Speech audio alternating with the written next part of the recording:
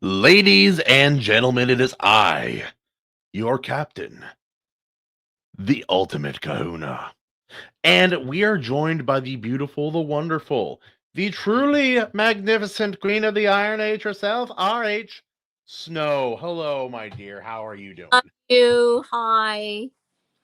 We are doing well. AC is around and he has to take care of a couple household things, so he'll be joining us in a bit. And J-Rod will be joining us later after rehearsal. Yo, yeah. Uh Between movie making and all of that jazz, he's a pretty busy guy. So I'm always happy to have him pop on later. Plus, kind of like brings more energy back to the Oh, show. yeah. So But how are yeah, you doing? How are you doing this week? I'm doing pretty good.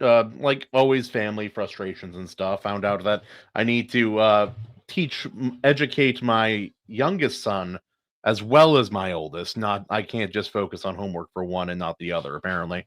But trying to juggle being a dad and working and creative work. I did have an 11-day streak of uploading a video or short every single day, though. God, I 11 consecutive days in a row. I was pretty proud of that. I know I got in on a couple of them. I actually saw them and I was like, wait, I need to actually go to your channel and like dig it all up because the algos are not friendly right now. They're just rude. They ain't like every now and again, like I'll by chance see like a video by Animation Overload. I'm like, Ah, why don't I see this? Why don't you show me, YouTube? I Useless. no, YouTube has gone absolutely nuts. It's one of those things where of course they're changing up, they're doing the AI enhancement now, so they're doing that. I keep getting copy struck on our church channel because even if the song's 100 years old, if it sounds like somebody doing a riff on any other song on any other album, it starts nuking us from on high. So Oh, it's tough. Yeah, you can't even play it. Like I got copyright struck on a video that wasn't even public yet. dude, for real. No, I actually have we do traditional church music, but I actually do honky tonk backbeat. So it's sort of a, I don't know how to call it. You'd have to hear it to know it. But I have a tendency to kind of beat on the piano like old people did back in the days, sort of a Jerry Lee Lewis style. And so I actually can get away with most of it because most people don't play church music that way. But if you are playing guitar and it sounds anything like any other guitarist out there, they literally Yeah. wipe it off the map saying that it sounds like something out there that was been done before.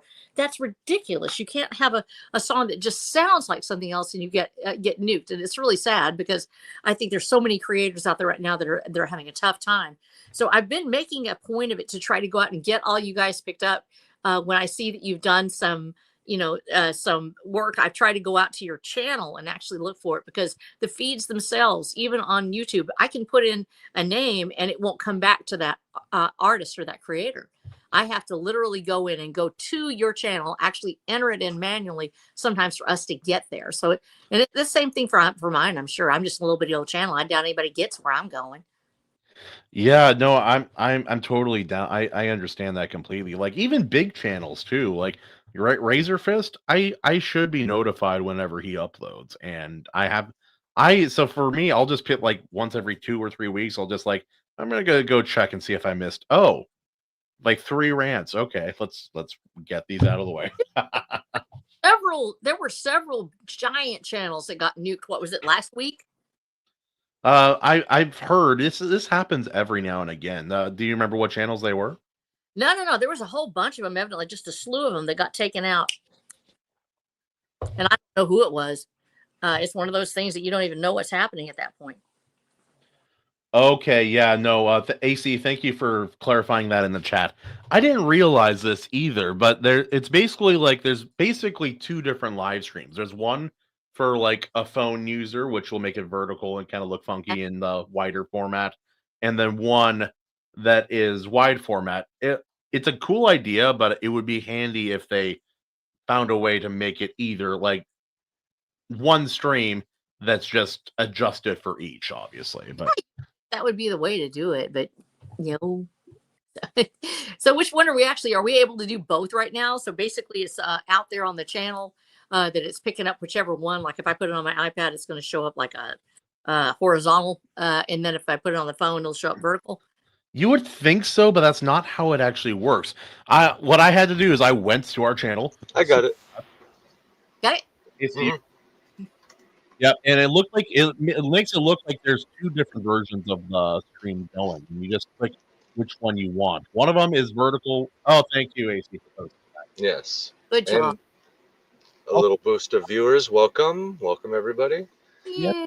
tremendous viewers. I've never seen our stream jump high and low this fast before. It's probably, you know what it probably is? It's probably people switching. Yeah. That's Yeah, I probably can see what that. it is because it gone See up, that? down, up, Yeah, down. the little jump. I'm like, yeah. why do we have 3? Oh, we had 16. Now we have 2. Okay, Yeah. cool. We'll get there. We'll get They there. saw me and they ran. I'm so sad now. Upgrades, people. Upgrades. That's what we Don't got. mind us, gentlemen, ladies. We are the best trying to figure out technology. I'm working out the chat over here too. Tall one works better for vertical. Oh, Yeah. Anyway. Happy Veterans Day, everybody. Happy Veterans Day to all you veterans out there, foreign wars or not. If you signed that dotted line and you were a member of our U.S. Military in some form or fashion, thank you for your service. It means the world. I never went into service. I consider it for about 10 years or so, but my grandpa was, and I'm very, very proud of all of men and women who have the courage to do that. So My father wanted to be, but he got into a car accident. Had like a scar from his navel up to his chest.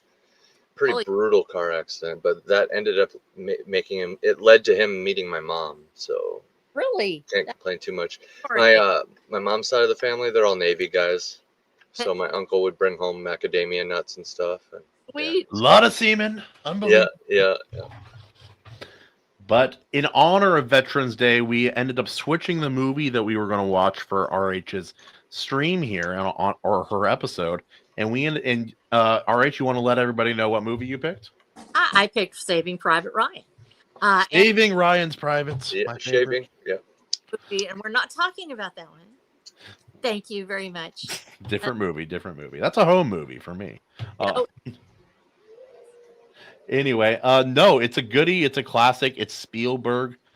I don't know if you guys know this, but there isn't a bad Spielberg movie, I haven't found one yet. It's hard to think of. Wasn't Howard the Duck a Spielberg movie? No, that was a Lucas movie. Oh, Yeah, there it is. He does Star Wars and then Howard the Duck. Close. I wanted to make it's all a blur to me. That part of my life is all a blur at that point. It's like he was a quackhead in that movie. Anyway, so we're going to be talking about Saving Private Ryan. Anyone who has seen this movie, comment some of your thoughts down below. But let's just go through each of us initial thoughts and then really dive into the meat and potatoes of the whole thing. Starting with our wonderful guest RH Snow. Basic thoughts of this movie. Anything about any funny stories about when you first saw it? Anything of that nature? Go ahead. it gets pretty heavy sometimes, so let's go ahead and prepare our hearts for that. Because I actually here, as you see behind me, I have my father's flag. Yes, My father was a Navy veteran from World War II. As you know, I'm older than dirt. I'm 63 years old, and my father was a World War II veteran. He went in 1940, before the war started. Was 15 years old, lied about his age because his father had died in a car. Yeah. And he decided he was going to serve. He wanted to go in, and it was actually before the war. And started off at 15, and goes all the way through to 1940. Serves in the Pacific Theater. He's in Anchorage, Alaska, then goes under Bull Halsey, goes highland hopping across the Pacific. As a radio man, he was 105 pounds. He was so small when he started because they wouldn't let him in. And the guy actually felt sorry for him. He knew his story. He knew he was probably lying about his age. Told him that, you need to go eat some bananas because he couldn't make the weight. He was 105 pounds soaking wet, and he couldn't make the weight because at the time they had a weight. Wasn't it like 115 or something like that? Actually, he was 105. And so he ate a bunch of bananas and ate and didn't go to the bathroom for like 3 hours and nearly died. Managed to gain just enough weight to get he turned 50 while he was in the military. So it was amazing that he managed to go through that. That's how they did it. This man was born in 1924.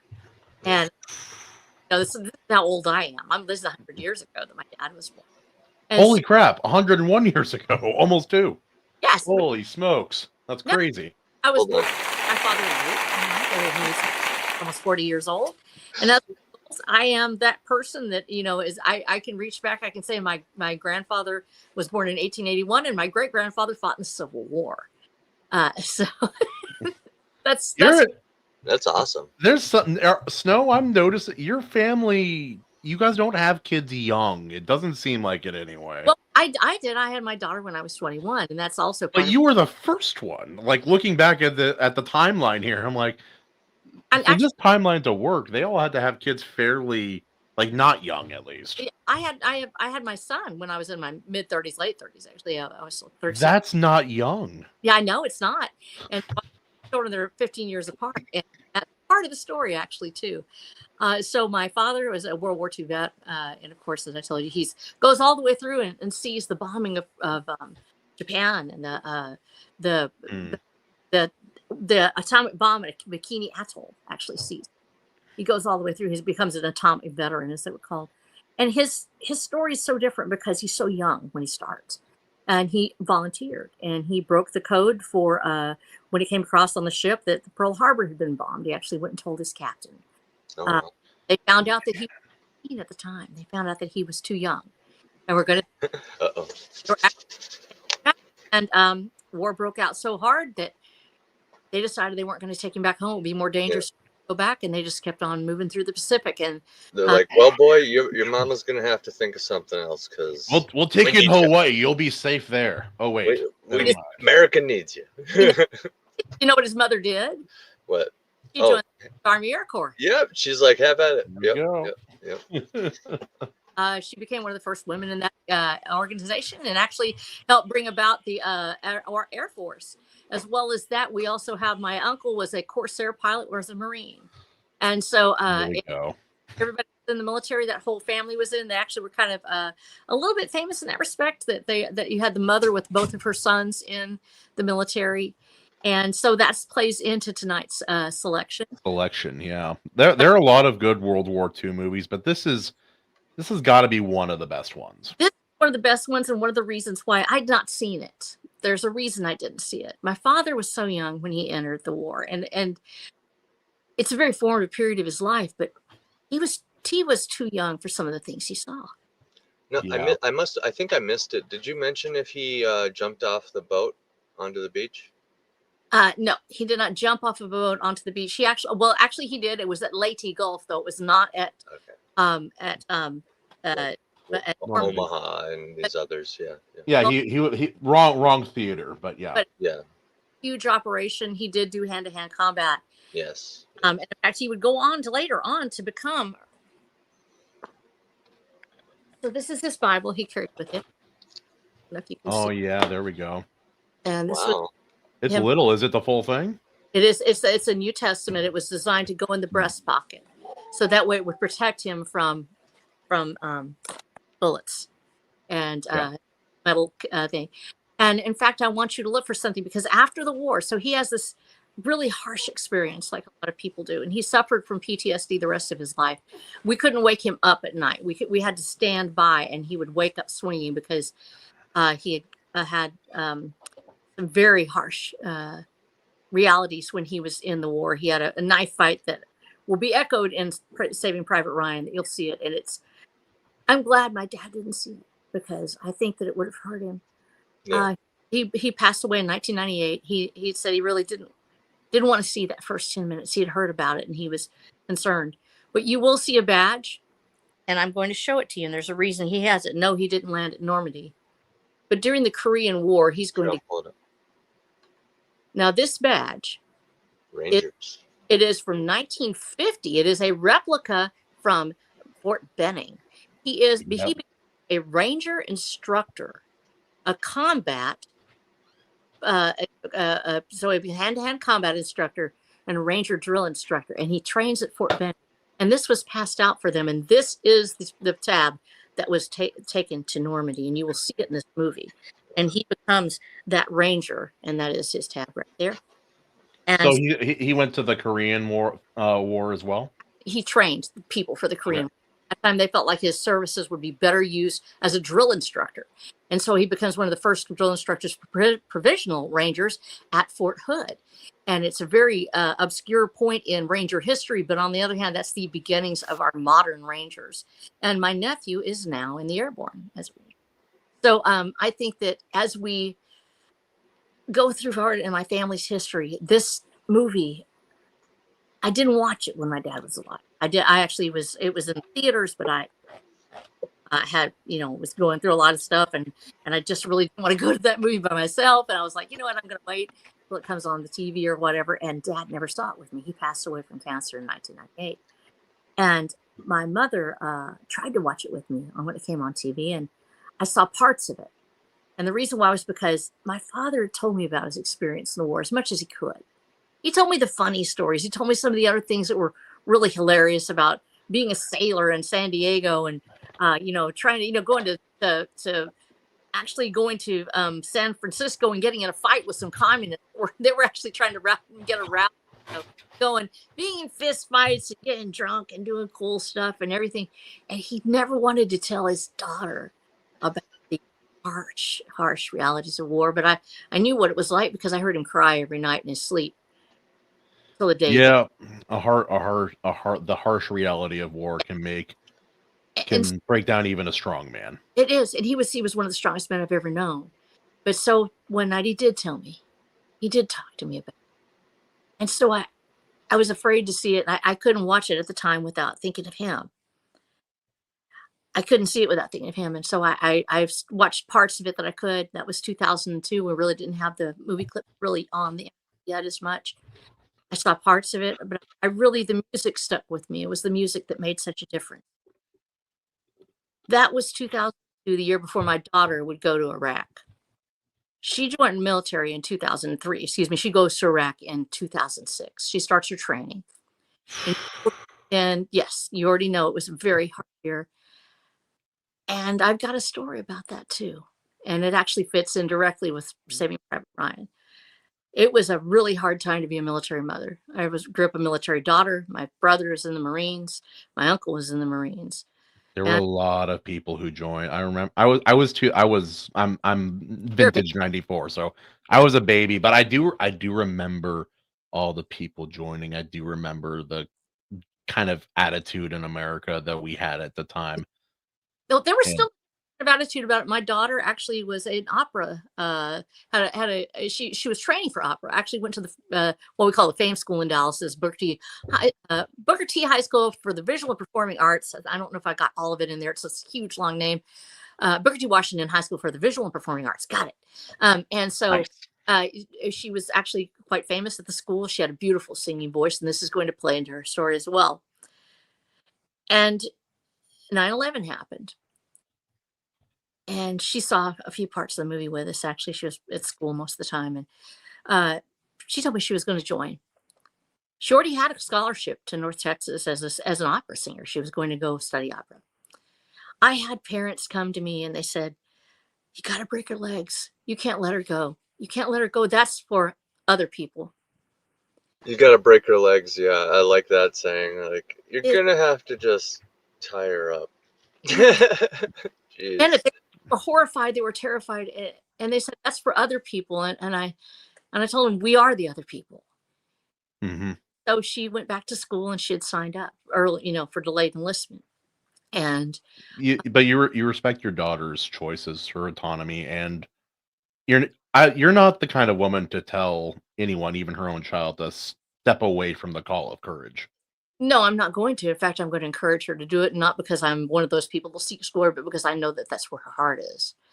Yep. She was 5 years old. She put her hand on her heart and sang Red, White, and Blue to the TV because she saw a child, and a Kurdish child had been gassed in Iraq. And she told me she was going to go find Saddam Hussein someday and she was going to kill him. And I believed her. And she did. She helped. But that's another part of the story for later. But so when they told me that, and she was kind of discouraged by the reaction because everybody had all their hopes and dreams pinned on Roxanne going to becoming this famous opera singer. And it'll play into her story later. But it was her choir director who came up to her, and he was a little man, beautiful, hair, and just one of those people that you look at him and you go, this is a man that's of the fine arts. And he took her aside and he told her that he didn't tell people this very much, but he was a Vietnam veteran. And he understood why she was doing what she was doing. And not only that, but he supported her. If that's what she felt called to do, then she was going to go do it. And that changed her life. Because we had always assumed that this was just part of people's lives, that being a veteran or being in the military was something that every family went through. And the truth is, for most people, it's separated from their lives. It's not something that's a part of their lives. And that was the first time she realized that people thought that was something for the other people, not for us. And the truth is, we are the other people. For all the veterans out there that were the other people, I want to tell you, we love you. We understand the struggle. We know it's been tough. And this is sometimes a hard day for a lot of you. And in fact, Roxanne was wanting to watch tonight. And she was like, I don't know if I can do it tonight. And we'll talk about her story a little bit later, about what happens. And when I watched Saving Private Ryan last night, it was my first time ever. First time. That I seen it all the way through. And I started crying because I'm looking at this from 20 years in the future of my daughter going to war. And then she told me a story tonight that changes everything. And I'm going to tell it to you after we watch. So let's go ahead and get started. And we'll talk about this movie and the parts that you want to say. Just guide me through it and we'll just have a discussion. Oh yeah. It's pretty easy going. Just, kind of just talking about some of our favorite parts, whatever we remember, It doesn't have to be, too crazy of like a dissection, so to speak. Yeah. It's as deep as we want it to be. And just want to say thanks for coming on. The last few weeks I've had this like feeling. I'm like, and Kahuna can vouch for this. I've mentioned it a couple times. I'm just like, RH Snow, maybe? Should we think about booking Snow again? And I think it was I think it was supposed to be on Veterans Day. So so here we are.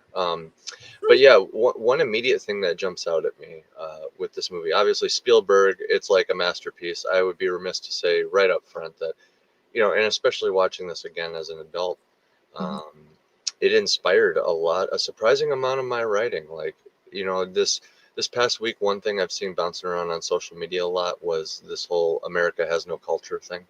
And it's what is this nonsense. movie? What is this movie? Yeah, this is an absolute culture bomb. Like, it's like, move over, Grimdark.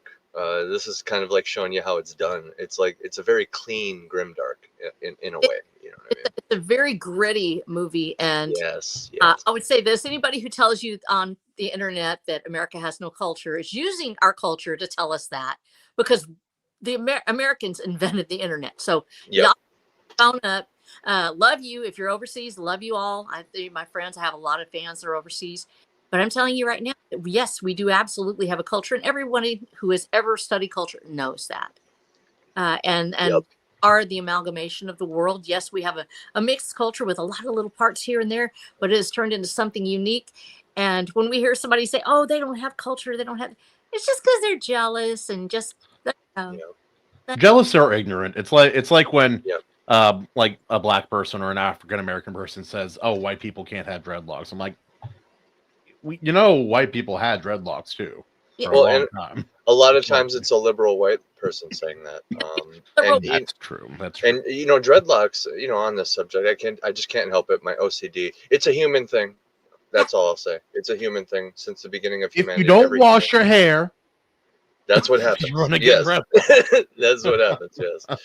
So anyway, exactly what happens, and actually, it's what happens here. So we take my hair, and you just twist, and you just keep twisting.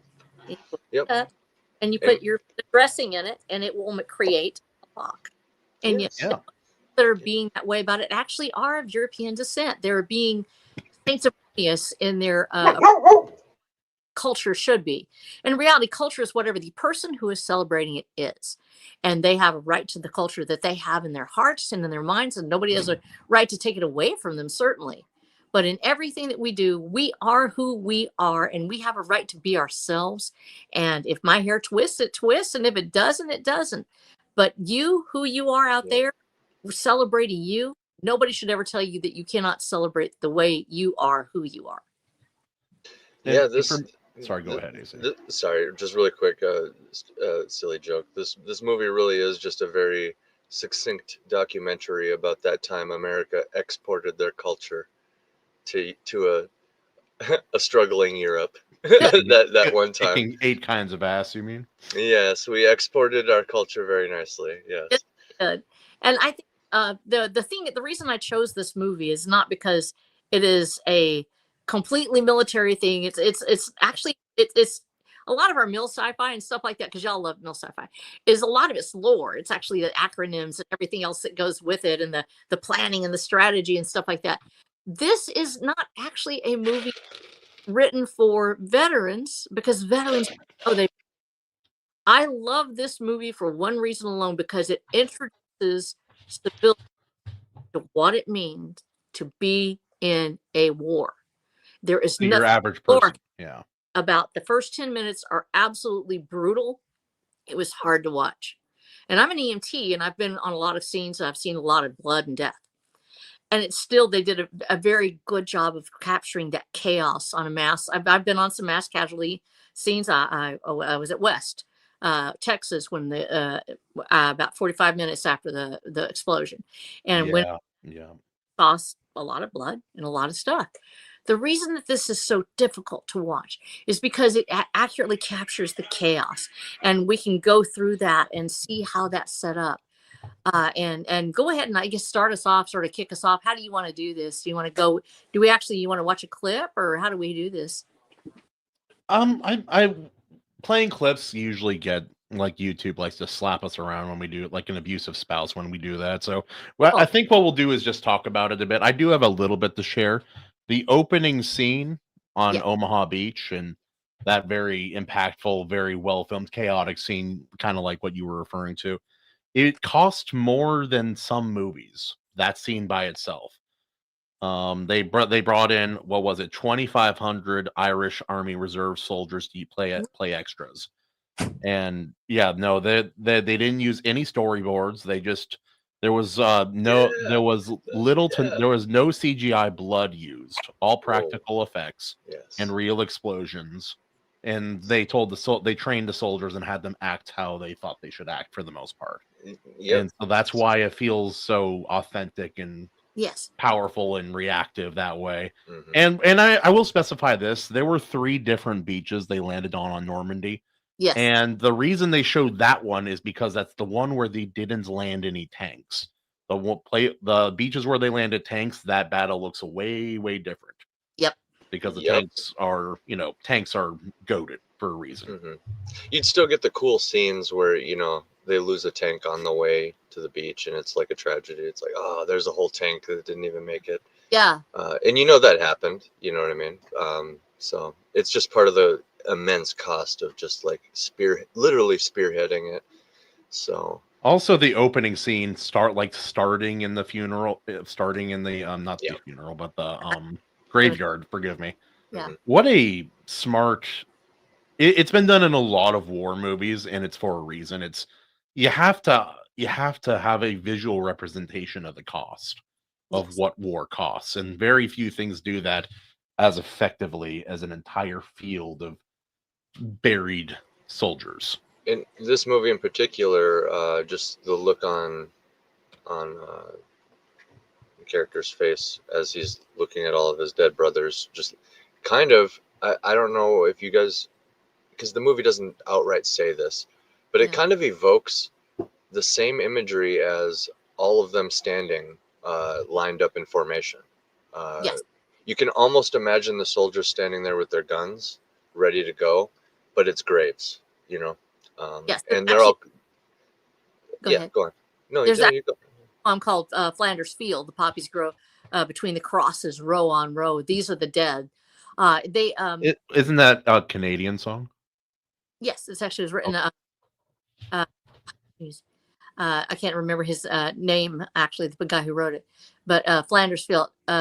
I believe McCroy. I believe he was a World War I veteran, a World War I soldier. Speaking about the crosses on fields and how they row up just like we do for formation. Yeah. And thank you, Readout, for the correction. Yeah. So what was it? What did Readout say? I can't see it. I'll read it. It's 5 beaches: Utah, Thank you. Omaha, Gold, Juneau, and Sword. Sword is my favorite because it kind of reminds me of Halo. I think there's some sword stuff going on in there. Like, it's clearly them referencing World War II, you know? But yes, A lot went wrong at Omaha, which is why it receives far more popular attention than the other 4. That's a big one, yeah. Well, it's like they're trying to depict they're trying to show the brutality and the struggle of war, and so of course they're going to try to depict the worst beach. And like Snow, you were mentioning the Army Rangers earlier. Technically, the first Army Ranger mission ever was on D-Day, when they like the Fat Electrician has an entire video on it. Oh yeah. What they did is insanity in any time period. Absolute insanity. What they did. Look it up. Snow, you can share anything about that if you like, but it's insane. Well, absolutely. Anytime we're looking at these landings, and my father, I said, landed at Leyte Gulf, and he also had several other landings, notably at Palau. He didn't do Okinawa. He did do Palau, which was a absolute hellscape. Pacific Theater. I've read a lot of books on that this year. It was unbelievable. And those the little barricades that you see out to sea, designed to stop the landing craft. So you have kind of like Dragon's Teeth, but for boats. And so the part where they lay down, you're under fire to begin with as you're coming in. And my father described this to me coming in on the landing craft. He was a radio man. His radio weighed nearly as much as he did. It was 90 pounds. He's the reason I'm a ham radio operator, is because I became interested in radio because of him. What a beast, because those things were insanely heavy. It was a whole rig you had attached to your back. 90 pounds. And he's like 100 and even at this point, probably 110, 20 pounds at most. Maybe 110, 115 usually. He was actually flyweight. And so he was carrying this thing aboard and has it with him. And they're coming off these landing craft, and they'd stepped off and they're short of the beach, which means they just start drowning because there's so much gear on them. That first thing where they're throwing up and you hear the guns start to go off as the landing craft are coming in. This is where the buildup and the majesty of what Spielberg does with sound. We don't very often talk about the sound on this thing. The sound was phenomenal. The fact that you hear this in the booms that are in the distance, they start up and it's coming closer and closer and closer. Mm-hmm. It's not just suddenly there's an explosion. It's that it's building up and it's building up. And that suspense as the men are getting sick. And that is a real part of it. These landing crafts, the seas were choppy. A lot of like a lot part of that is adrenaline dumping into their systems. And unless you're already doing something, there's nowhere for that adrenaline makes your body react in some way if you're not already physically doing something. So that's why you see them throwing up, peeing, all that stuff. And they feel sick. They're anxious. Doing the signs of the cross and everything. And one of the great things that he does in the scene is he does not telegraph who's going to make it and who's not. He doesn't let us know, here's your main character, and you can be assured he's got plot armor. So we attach to this little guy that's kissing his cross, and he dies. He dies right there. We have so many of them, they pass it off from character to character. Now, that's a good eye. Yeah, you don't know who's going to make it, who's not. Yeah. Good catch. Yeah, I didn't even notice that. There really is no main character until it finally centers on Tom Hanks when he pours the bucket of blood over his head. That's right. And that's so powerful because it's so chaotic. You think, here, we're going to make it, and then they don't. Yeah. That part where they said they came up to the beach and they just sank in the water, drowned. This happened a lot. Mm-hmm. Couldn't make it up to the beach because you had the barricades out there. The bodies would get hung up on the barricades. Okinawa, Palau. That's the thing. The European theater did not have that many aquatic under fire landings. The Pacific was almost exclusively beach landings under fire. Yes, and that the fact that he made it 6 years through that, it's just it's not because he's any better than anybody else. And this plays into the theme that we're going to see over and over again. This is Earn It. Everyone who has that survivor's guilt, maybe not guilt, but the shock of knowing you're the one that made it. This is the bounty every week on Kahuna's shirt. There it is. This is for the veterans. Yeah.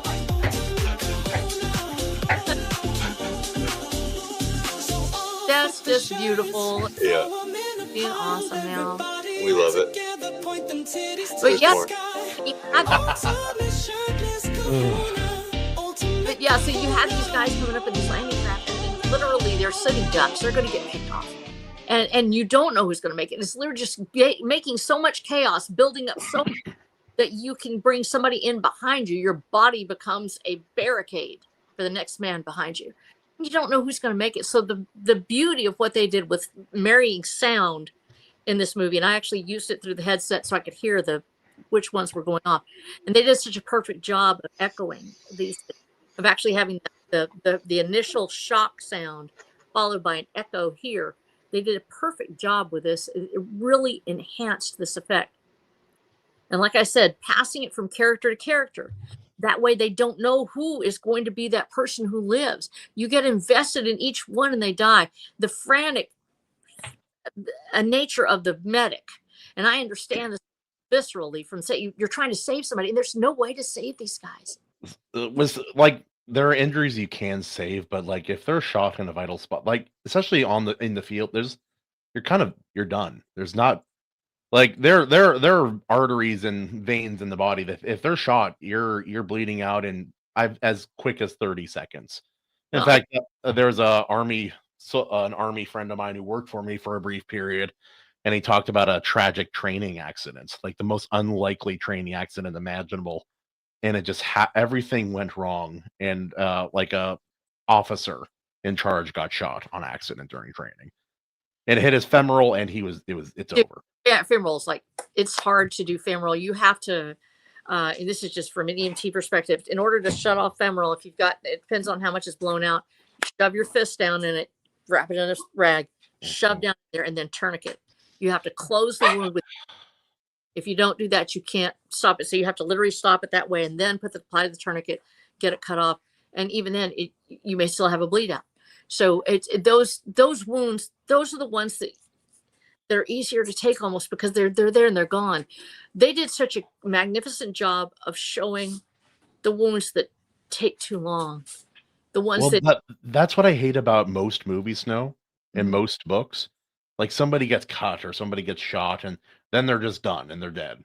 That's not how it is. Even with a fatal wound, it's not usually right away.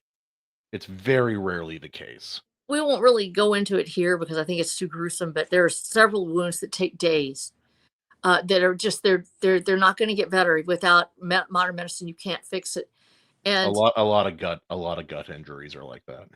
And it can take days. And the men crying for their mothers is one of the ones that my dad said, everybody thinks you're tough. And for whatever reason, people cry out for their mom. They cry out for their mother. You cry for their mothers out in the field. And that was such a absolutely masterful capture. They didn't make it look heroic. It is heroic. You calling for someone you love is not a shame.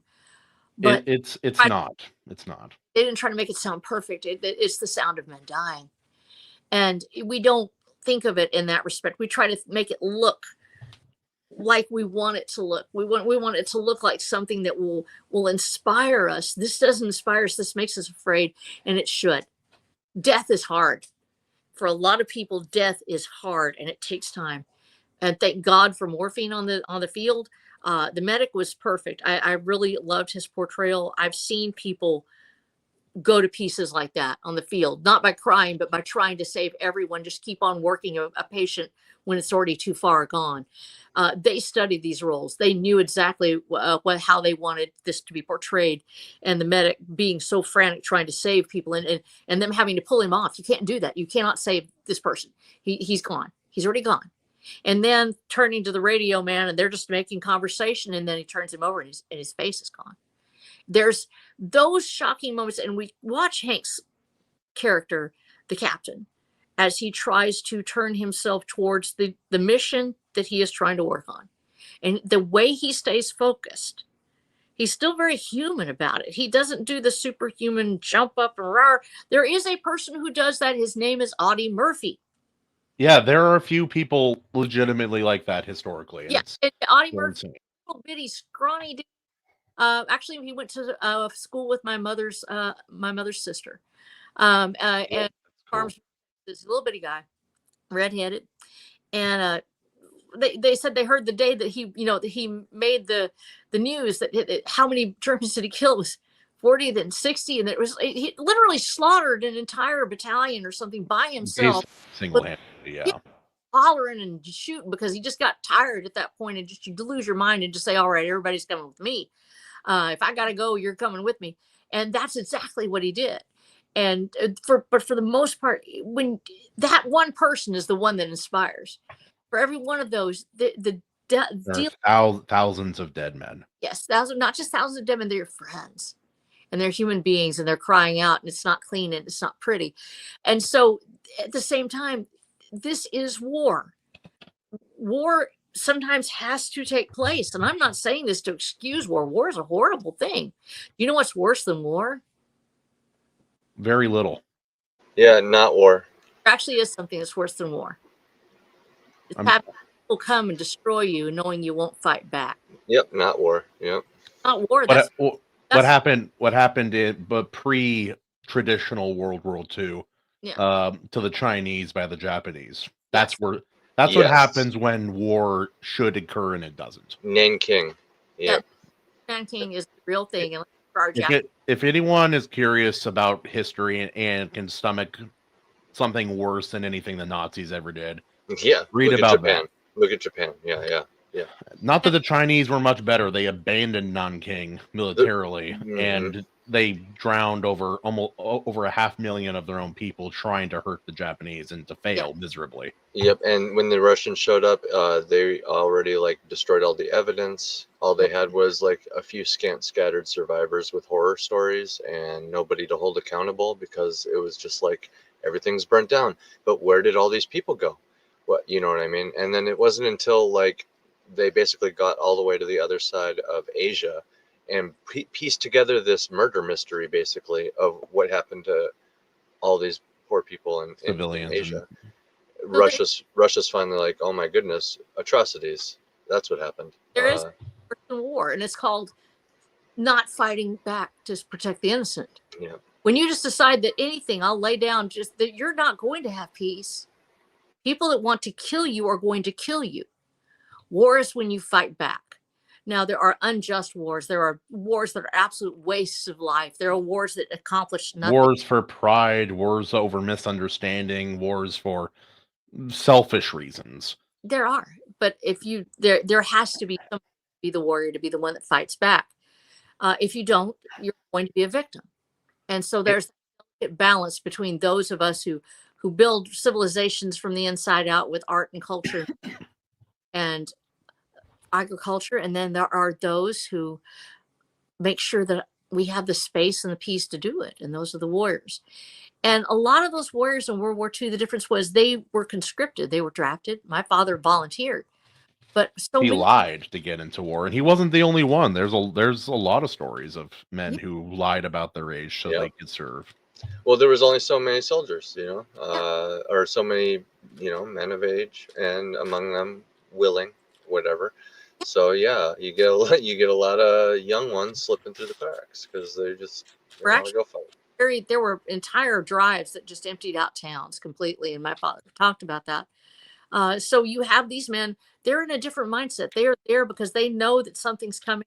America had been attacked at Pearl Harbor. They saw what was happening in Germany, and we're still insulated to a certain extent. So there was a lot of movies and propaganda, and not bad necessarily in a way, but trying to inspire people to say we have to do this thing. And so there were a lot of them that went in, and those that were drafted most of the time knew it was coming. They knew that was going to be part of their lives. But there's a different mindset in the man who is just going to work every day and suddenly finds himself behind a gun. I'm going to tell you a story about this. This actually, they didn't have the guns at the beginning of the war. When my father went in 1940, they had to practice with broomsticks. They did not have working firearms for training. they were being sent towards the fronts and towards places where they thought they were going to need weapons. So they didn't have them to work with. So they practiced on with broomsticks. The first time he handles a weapon is when he gets out of basic. And so I that actually have a funny story about that, if you don't mind yeah, me cutting in here, Snow. no, you're fine. Go for it. So one of my best friends in life, he died unfortunately quite young due to alcohol-related sickness. A sickness that kind of goes after a lot of ex-servicemen, unfortunately. But he did talk about when he was in the Army. And if you're in the Air Force, it's a different story. If you're in the Navy, it's even a different story. But if you're in the Army, sometimes they will send you to a base that has not been updated since World War II. And Exactly. sometimes they will have you run gun and training simulations without ammunition or sim rounds. And so for 2 weeks, this is what they had to do for their training simulation. They had to yell out pew pew. Yell if they had if it was a sidearm, they had to yell out pew pew. If it was the rifle, they had out of money, out of money, out of money, out of money, out of money. And that was how they had to train him, an entire group of guys just out of basic. That's how they trained for 2 weeks at a new base that was, like a concrete shack without anything in it. But yeah, no. So that has that if you're in the Army specifically, that has always been the case. It will probably always be the case to some degree. Yeah, there's always somebody out there that doesn't quite have this to have. So yeah, this first 10 minutes of this thing, Private Ryan, certainly is one of the things it's most famous for, is the absolute immersion. And it is probably the fastest way as a civilian to get a feel for what it's like. And I talked with my daughter about it. My daughter actually served in Iraq, like I said, 2006, did 2 deployments, 2006 and 2008. She was, I'm going to pull this up so I can actually read it off. I made sure that I would ask her what I could say because some things are not meant to be shared. Some things are personal, God forbid. Classified. It's just one of those things. Served as an airman first class and later on our Air Force Staff Sergeant. She served with the Army actually, and it was in the northwestern province, and she was at FOB Camp FOB Warhorse, and later on Camp Bear. She was actually outside the wire. She was doing counter IED operations. Nice. Yeah, so it was kind of a little crazy. And so when I asked her about it, I said, how does it, and she did 8 years active duty. And she said that this was very close to what, is something she's going to watch later. She said, yes, that chaos. And they had a different experience, of course. But she said, this is what it's for, is to teach people what it means, maybe to give them a perspective of what it's like to be there. When somebody tells you, oh, you just need to get over it. The war was 20 years ago. Maybe they need to watch this movie and maybe they'll understand why. Sometimes people don't get over it. We have to be there for the gals because there are wounds that the war creates that don't ever heal. They can get better and we can be there to support them as loved ones and friends and family. But this is the greatest gift of Saving Private Ryan, is a chance for civilians to understand what it is to be in that and to feel that type of weight of death and destruction coming down on you. It opens the eyes to what it may be like for our veterans. It gives you a chance to understand what true heroism actually means, the cost of true heroism. Yeah. Yeah, I do have one question I want to get into before we kind of go further into this film in more stories. Maji asked it earlier, and I meant to bring it up then, but I am an airhead, and so here we are. She did ask R.H. Snow, I'm curious why you picked this movie over a movie like Hacksaw Ridge, because that is another very well-made World War II film, and it's set in the Pacific Theater. So she was curious about that.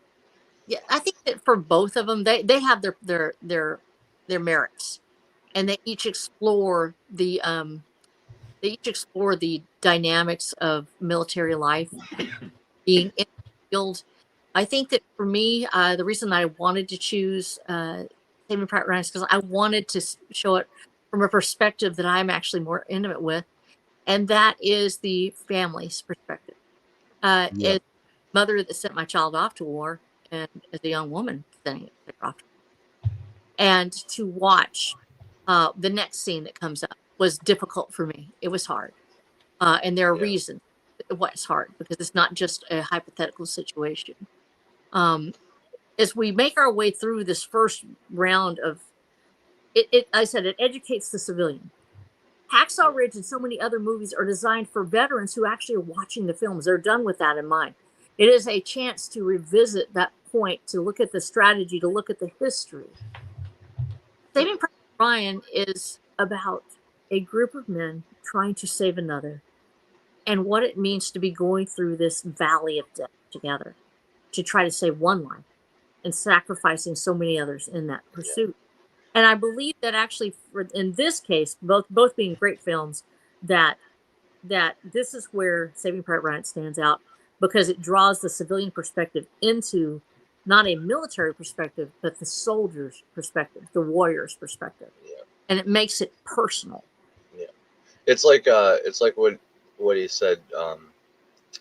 When the captain wanted to keep pushing forward to go save Ryan, and they were trying to back out of it, he was like, "Well, think of his mama. You know, what's she gonna do?" Because the sniper. At some point, it's like we're trying to save one man, but it's costing how many lives? Yeah. And so that the very legitimate question does come up at some point. Yep. They hang a lantern on it. They deliver the theme, like one of the themes of the movie, right there to you. And yeah, the sniper's like, you know, God gave me a precious gift, a deadly gift. You put me within 2 miles, you know, mustache man, and the war is over, you know. And he's like, well, we're gonna make Private Ryan's mom feel better. How about that? How about we just go do that? You know what else this movie does? What else it illustrates and mimics biblically? What's that? Leave the 99 to go find the one. Absolutely. Yes. Yep, I did a reading of a little Bible study of that. I'm gonna post later on my own channel. I recorded the audio for that tonight, but Jesus tells his disciples and people in the crowd the parable of the shepherd who leaves the 99 sheep to go find the one, and how happy he is to find and bring back the one. He will tell all his neighbors. He would tell all of his people and friends and family. Well, it is an achievement. Yeah. It's a pretty damn big achievement. Yeah. One of the reasons why this resonates, and I said most of us are now living in an age where the World War II vets have passed away. Most of them are gone. Some of us will have having talked to them or know, but they are living in a time when the entire families went in. Like I said, my mother, my grandmother, my dad, and his brother all went into the military. Entire families did this.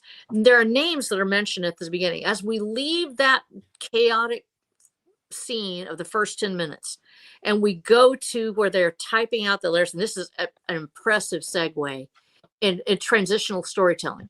Mm-hmm. So they mention the names, they mention their you know, and the fact that they were personal letters. This was still done during Iraq. Those buddy letters, and I know because my daughter talked about it. As they're mentioning these names, and the one lady goes in to say, wait, she notices that there are 3 names that are alike. The names they mentioned were the Sullivan brothers. A lot of people do no longer know who the Sullivan brothers were. Do you know who they are? I once did, but my memory is a little foggy on it. Forgive me. The Sullivan brothers were 5 brothers, each in a different branch of service. They all died. This is a true story. They all passed away. And they came to represent each of the different military branches. And it was considered a horrible loss because the mother lost all 5 of her sons. Or excuse me, 4 of her sons. And read out, if he's still listening, he may be able to look that up for me, because I can't Google right now because I got it on my thing. But the Miss Bixby was also, Bixby was a woman who had lost her son as well, all of them, in battle during the Civil War. This was considered to be such a tragedy in Saving Private Ryan, going to try to stop this from happening. The apex of the story is the Sullivan brothers have already passed, and they are real people. They are real people that are known to that generation. In fact, there will be a movie made about the Sullivan brothers, the Fighting Sullivans, I believe is the movie. And so these were real people that are being mentioned. And now we have the storyteller taking us to what if we could save one of those boys? What if we Yep. could? And the reason why is because he doesn't just take it there and, hey, let's save them. They have to go to the house. And I'm going to tell you this as a parent that's been waiting, because there is a day that comes where I actually am talking to my daughter on the phone, and it's in the military. She's on her little field phone, and she says, I've got to get off. The mortars are coming in. And I can hear them screaming in the background, and the line goes down. And you sit there and you don't know. I don't know not just then. I don't know for hours. I don't know for hours. To wait and to wonder if somebody is going to come to your house. And she always told me, she said, the Red Cross or somebody will come to you. They will let you know if I passed away. And I'm like, geez, to watch her standing there, you know what it is. She knows what they're doing. She knows what's happening, but it just doesn't register. And it is such a grace. They let us imagine. She does more with 10 seconds on screen than a lot of women will ever do in their acting lifetimes, because you know what she's thinking, and just sinking to her knees. And they come up to her to try to help her, because they're going to tell her the worst news she's ever received. And Yep. And she knows. She knows. She knows. But you don't want to believe it. You don't want that. You know this is part of the job. You know it's what happens. As I have a firefighter for a husband. I fought fires myself. My son's a firefighter. My daughter's now a firefighter. Since I've known you, you've had close calls with your husband, if that's not too public to share. Oh, that's, and God is good. He's still with us. So yes, God is good. But people have lost their lives. Even I said it's not because we're better than other people, but that's our story. It's a story that we lived. There are others who have passed, and it's not that they didn't pray hard enough, or that they weren't meant to live. It's just the story that they had. It's the human story. it was their part to play. Yeah.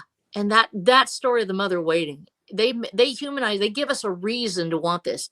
Without that moment on screen, it does become a question of, why do this? Why are we going to sacrifice these things? Yep. Because you need that scene for people to understand.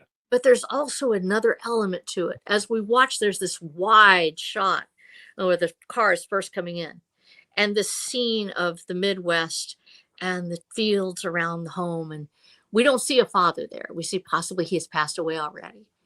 And usually, in fact, with Miss Bixby, she actually had no husband left, and her sons all died.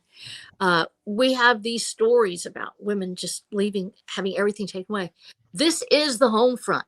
This bucolic scene of peace, and there's the chaos of everything that happens 10 minutes before is stark. It's for this. It is. It's starkly in contradiction to this peaceful pastoral scene with a mother in her beautiful little dress making food and waiting for someone to tell her that the letters are in the mail and your son sent you a message, and you wait for the letters. I've waited for those letters. We got letters from Iraq. You didn't always get a chance to get on the phone. And people don't know, when you were at those 4 operating bases, they didn't get a chance to just send something from there. Snow, you know what they did? When I was, because I was younger, I wasn't old enough to participate in anything of that nature. But what they did was they would let us in school write letters or send gifts to soldiers anonymously, or from us as students, and send it to random soldiers over in the war front. So that's one thing we got to do. They loved what you did. They loved it. We actually had a campaign. And so when my daughter was overseas, she didn't just tell me about her needs. She told me about her buddies. And she said, I've got some guys out there, they're not getting anything. We ended up sending out approximately once a month. We sent out 10 boxes to 10 different units that had guys that weren't getting anything. And we said, for some reason, honey peanut butter was highly coveted.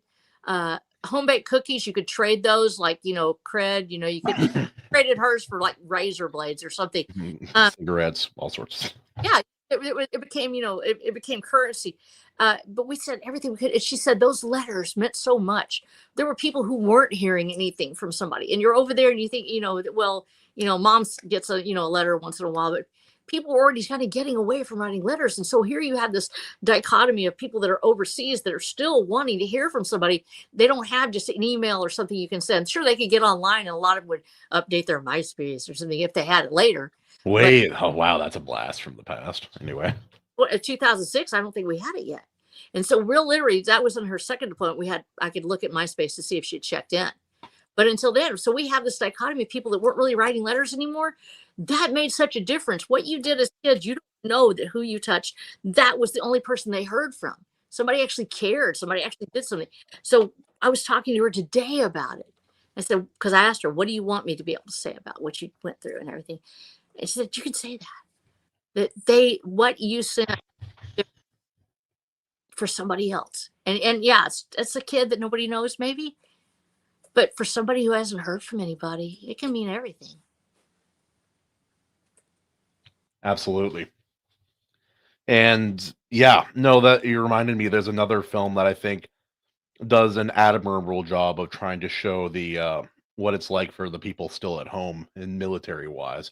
It's an old 1990 older, not gonna say old. It's an older 1990s film called We Were Soldiers with Yes. Mel Gibson. And I've never been a mother, but I think it does an admirable job depicting the cost and the both of the soldiers on the front lines as well as the families waiting at home. Oh, And yeah. there's a very good scene in that where two of the women decide that they're going to deliver the letters instead of an anonymous mailman delivering it. Oh, yeah. I think I remember that. And here's the thing: is people don't realize that there's an entire culture behind, the family, behind the soldier. And for those of us who are in military culture, yeah, there's a lot of terrible stories too about people that are hangers on. And Jody shows up just when you're out of, there's a whole culture around Jody. Jody's the guy that steals your girl while you're off, or and hanging out at the base being bad. Most military families work hard to each other. It is a tough line of work. It's also tough to be back, to not know if you're coming back home or not. I've got a nephew right now that's active duty. And anybody who's been through this, that's been through those tough times, trying to keep your family going, trying to keep everybody in there, it is hard. Don't discount the fact that families are part of that effort. When a soldier deploys, the family deploys with them, and it's a piece of your heart walking around outside your body in a war zone. Even when it's not at a war zone, even when it's just a deployment to some place where hey, it's halfway decent, you're staying at a local hotel or something, it's still tough. But when this person is under fire, when they could die, and tonight might be the night, and you won't know for hours. Maybe this is your last time to pray their name and they're still alive. It really does change your perspective. And so that scene of her outside, walking outside that door, and the peace and the quiet around it and the beauty that's around it, and knowing that her work ended, is what ties us to why this is feasible. Why it's needed. It's not just a zoomed in picture of a mom. It is the entire scope of that Americana, that element that brings us from the door outside. And when they all come together into the screen, when the chaplain gets out with the military man and the mother, and I've seen this in real life, and it's tough, and you have them all come together like that, and they're caring for each other, it fades upward. It doesn't just blank out, but the camera actually rises to the sky, and it fades into the next scene where we go back to war theater, because they're connected. They're connected, and nothing can separate that. But now he's connected those two worlds, and he gives us a reason for us to want something better to happen, perhaps. And then he's going to challenge us on it. There's nothing that feels good about this. That's the problem. Nothing feels good about it. Oh yeah, that reminds me. There's also in the beginning scene, there's a scene where there are two soldiers on the German side, but they're clearly not German soldiers.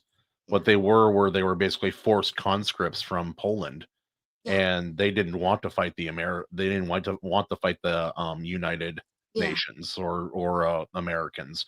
And they got shot down when they were trying to surrender, and it's a horrible, sad thing, but it was something that definitely happened. It was It recorded. shadows the need for the translator.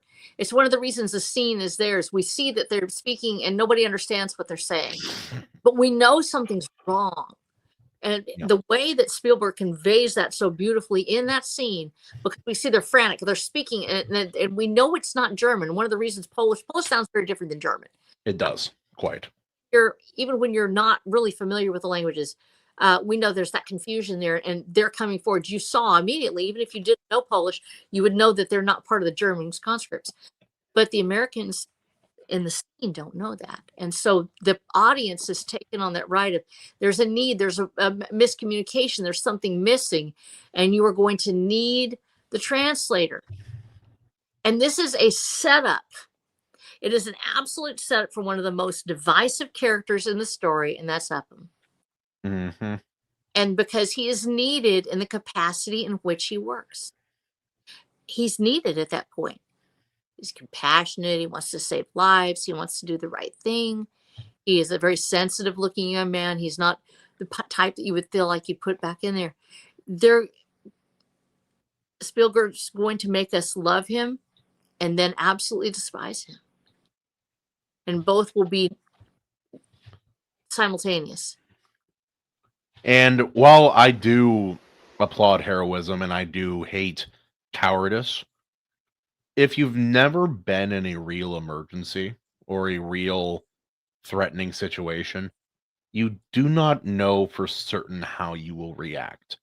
You can overcome your natural instinct with a lot of training or a lot of time or a lot of grit, but your baseline lizard brain level, what am I going to do when my adrenaline's up and there's something serious going on?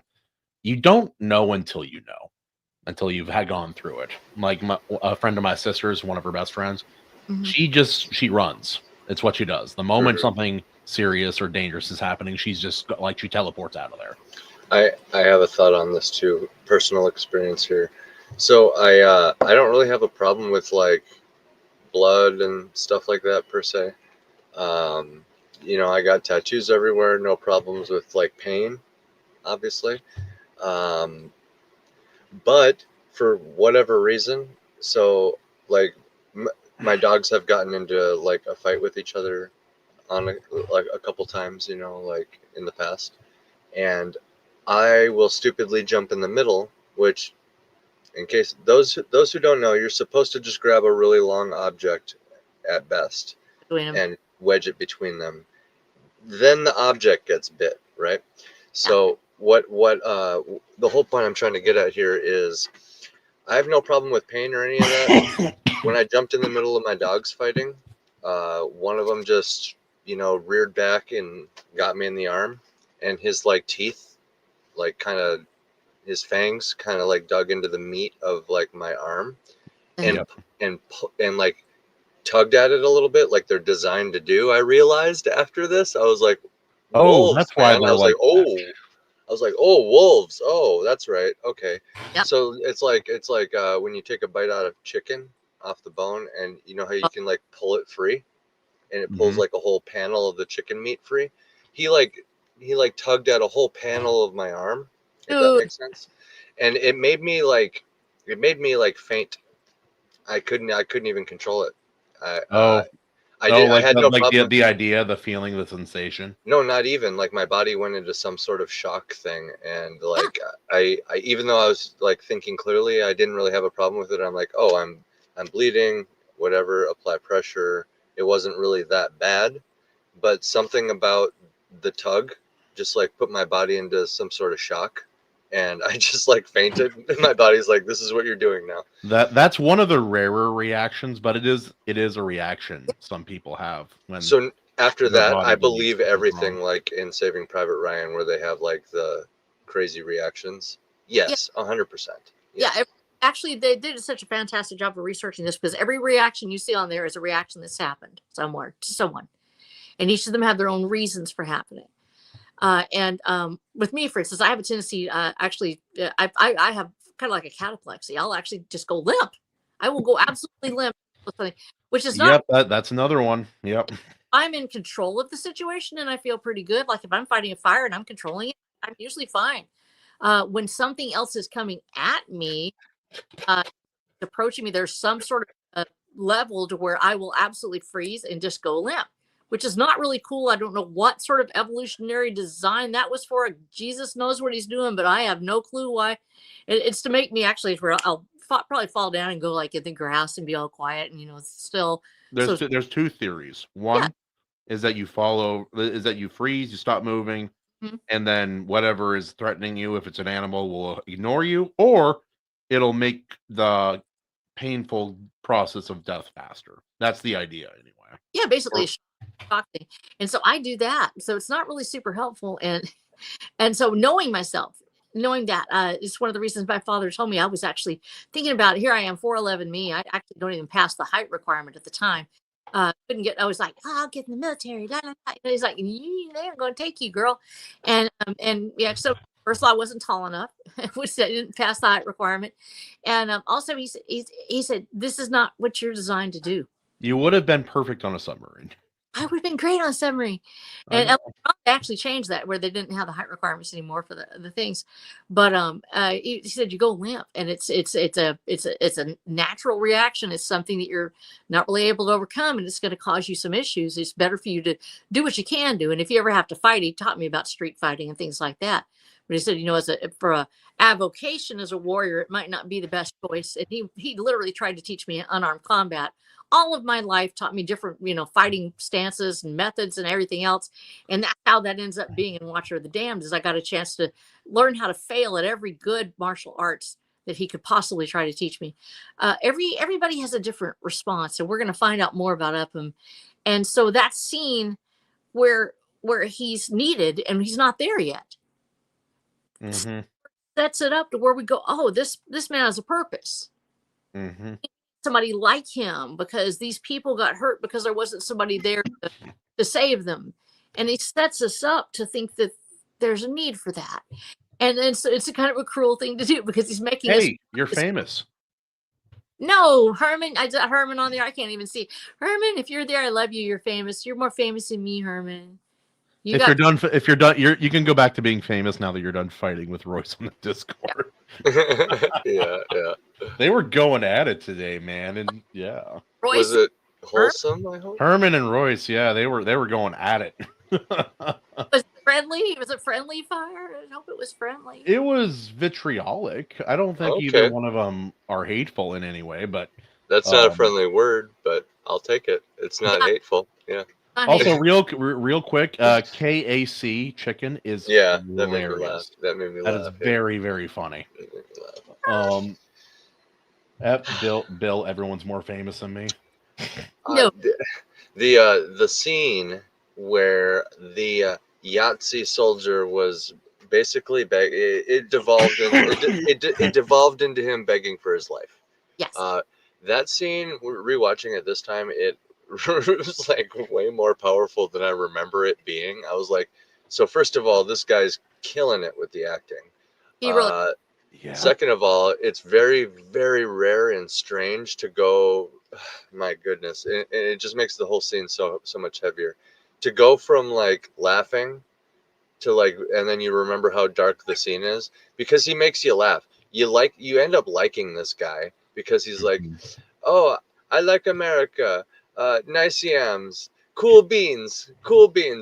F Hitler, you know what I mean? He says all this stuff. It's like, oh no, I like this guy kind of. He at least doesn't want to die, and I believe the acting, right?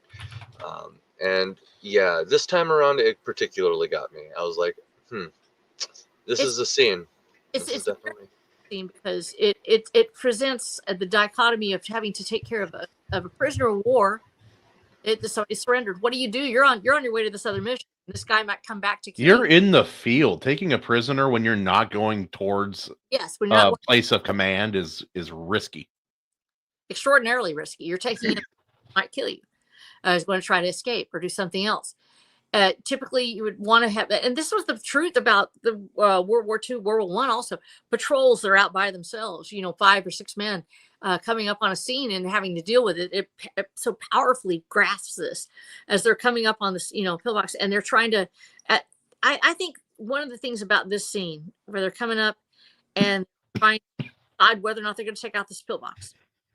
And he says that he wants to do it because leaving it is that strategically he shouldn't be doing it.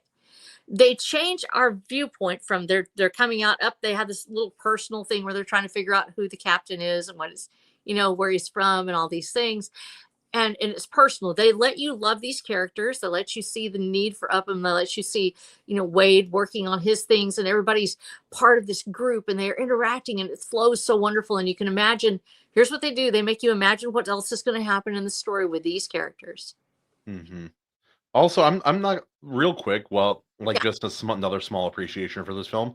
This film is loaded. It is star-studded. Oh, absolutely. Up the but there are like Oh, every yeah. every time I haven't watched it in a while, I watch it again. I'm like, oh yeah, there's 15 people in this film that I did not remember being here. Yeah. Oh, Holy look, smokes! it's Vin Diesel and he's acting. Holy crap. Yeah, Vin Diesel actually trying. He's Who knew? acting. It's good to see. Yeah, you like to see it. Yeah. He's not a tree. He's not a tree. It is. It's absolutely loaded with things. It's loaded with great actors. They did a great job acting. They had little piece parts that meant everything, that made it bigger because they just nailed the scene. There's no throwaway parts here. There's Nope. no plates. And There's nothing I would cut from this movie. no, it's perfect. The editing, like I said, this part where they segue through the scene of setting us up to love these guys, to having the captain doing the right thing and strategically, which is to take out the pillbox. He's going by there. They're going to cut apart somebody else. They discover it. You have to do something with it. Can they call out? Can they actually get through without being heard? No, probably not. So you have the decision to go ahead and take the pillbox. It's a disastrous decision for them. Wade. Are you talking about the scene where it's basically established beforehand that Yeah. listen, as a writer, we've laid out all these rules before we're about to do this thing.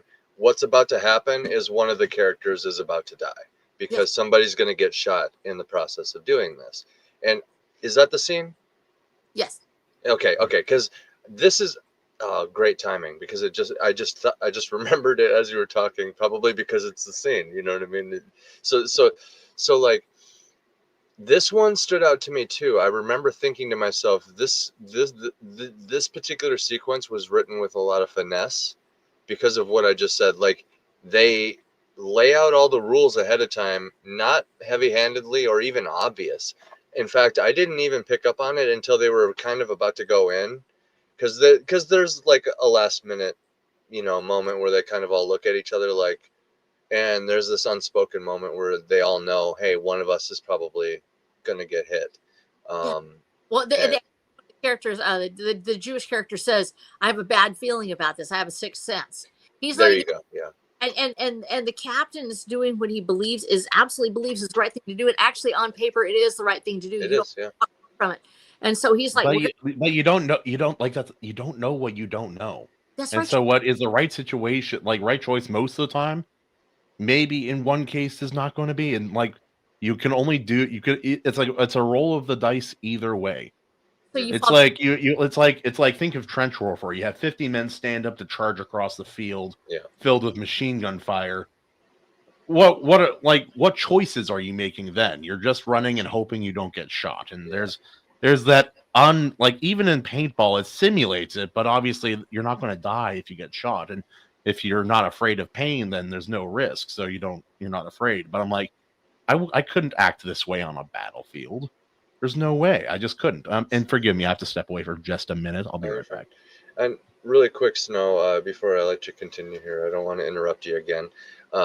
Basically, that establishing those rules very smoothly right before you kind of pull the trigger on the big one of the big scenes, right? Taking a pillbox. That's a very, very cool like setting for like a World War II movie too. You know what I mean?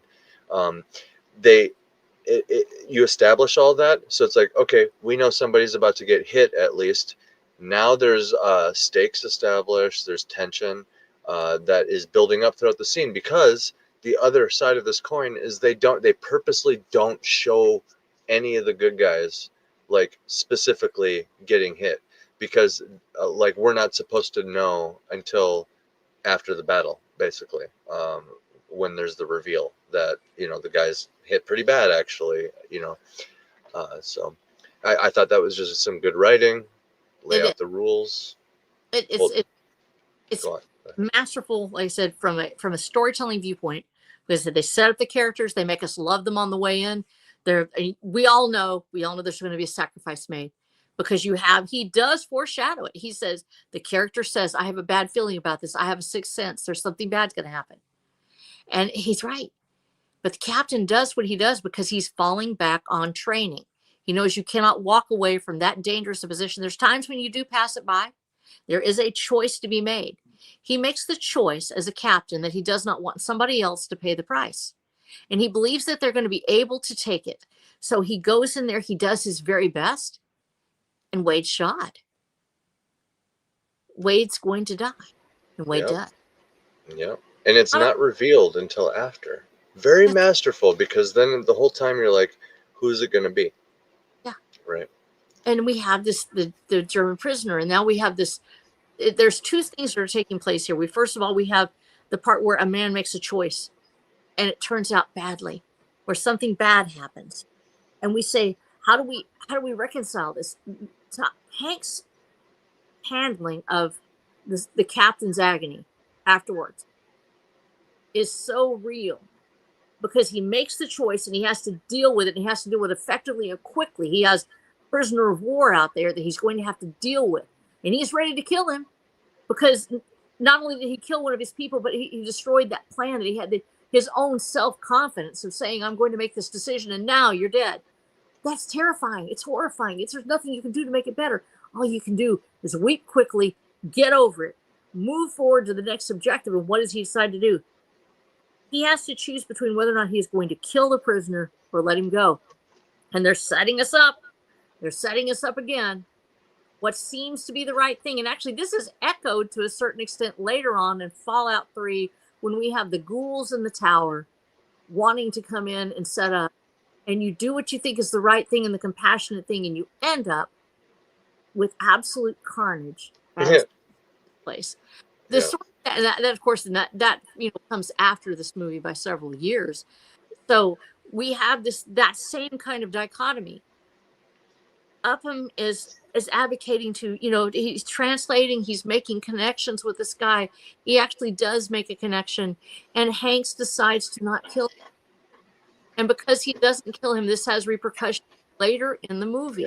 Yep. And my father, when he was talking about war, how you have to make decisions based on the same reason Hank says, I'm going to take out pillbox.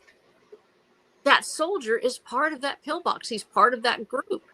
You have to move again. Hi, Jarrod. How are you doing? Hail, Lady Snow. How are you? Hey, it's been forever since I've been on a screen with you. How are you doing?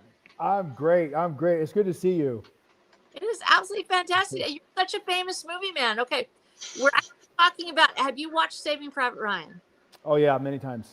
Okay, yeah. So we're on the scene where they take the pillbox and Wade dies. That whole setup of setting the characters in there, making us love them. He's heard me say it. So I love this part though, because they make us love Upham. They make us love Wade and the others and see their dynamic as they're going back and forth, and then we lose them. And it takes us forward from taking the pillbox and why it's important to do this strategically, to whether or not you let the prisoner go or kill him, because there is a strategic point for that. And I want y'all to cover that for just a second. I will be right back. Yeah, I was telling her, Jarrod, that I thought it was brilliant how Spielberg established the rules of this upcoming scene, the big scene, taking the pillbox. Basically laid it all out. Hey, a character's about to get shot. Somebody's probably going to die, but I'm not telling you who it's going to be. The character even says, I have a bad feeling about this. The scene unfolds. You literally don't see any of the good guys get hit or anything, and that just makes subtext tension building throughout the entire action scene.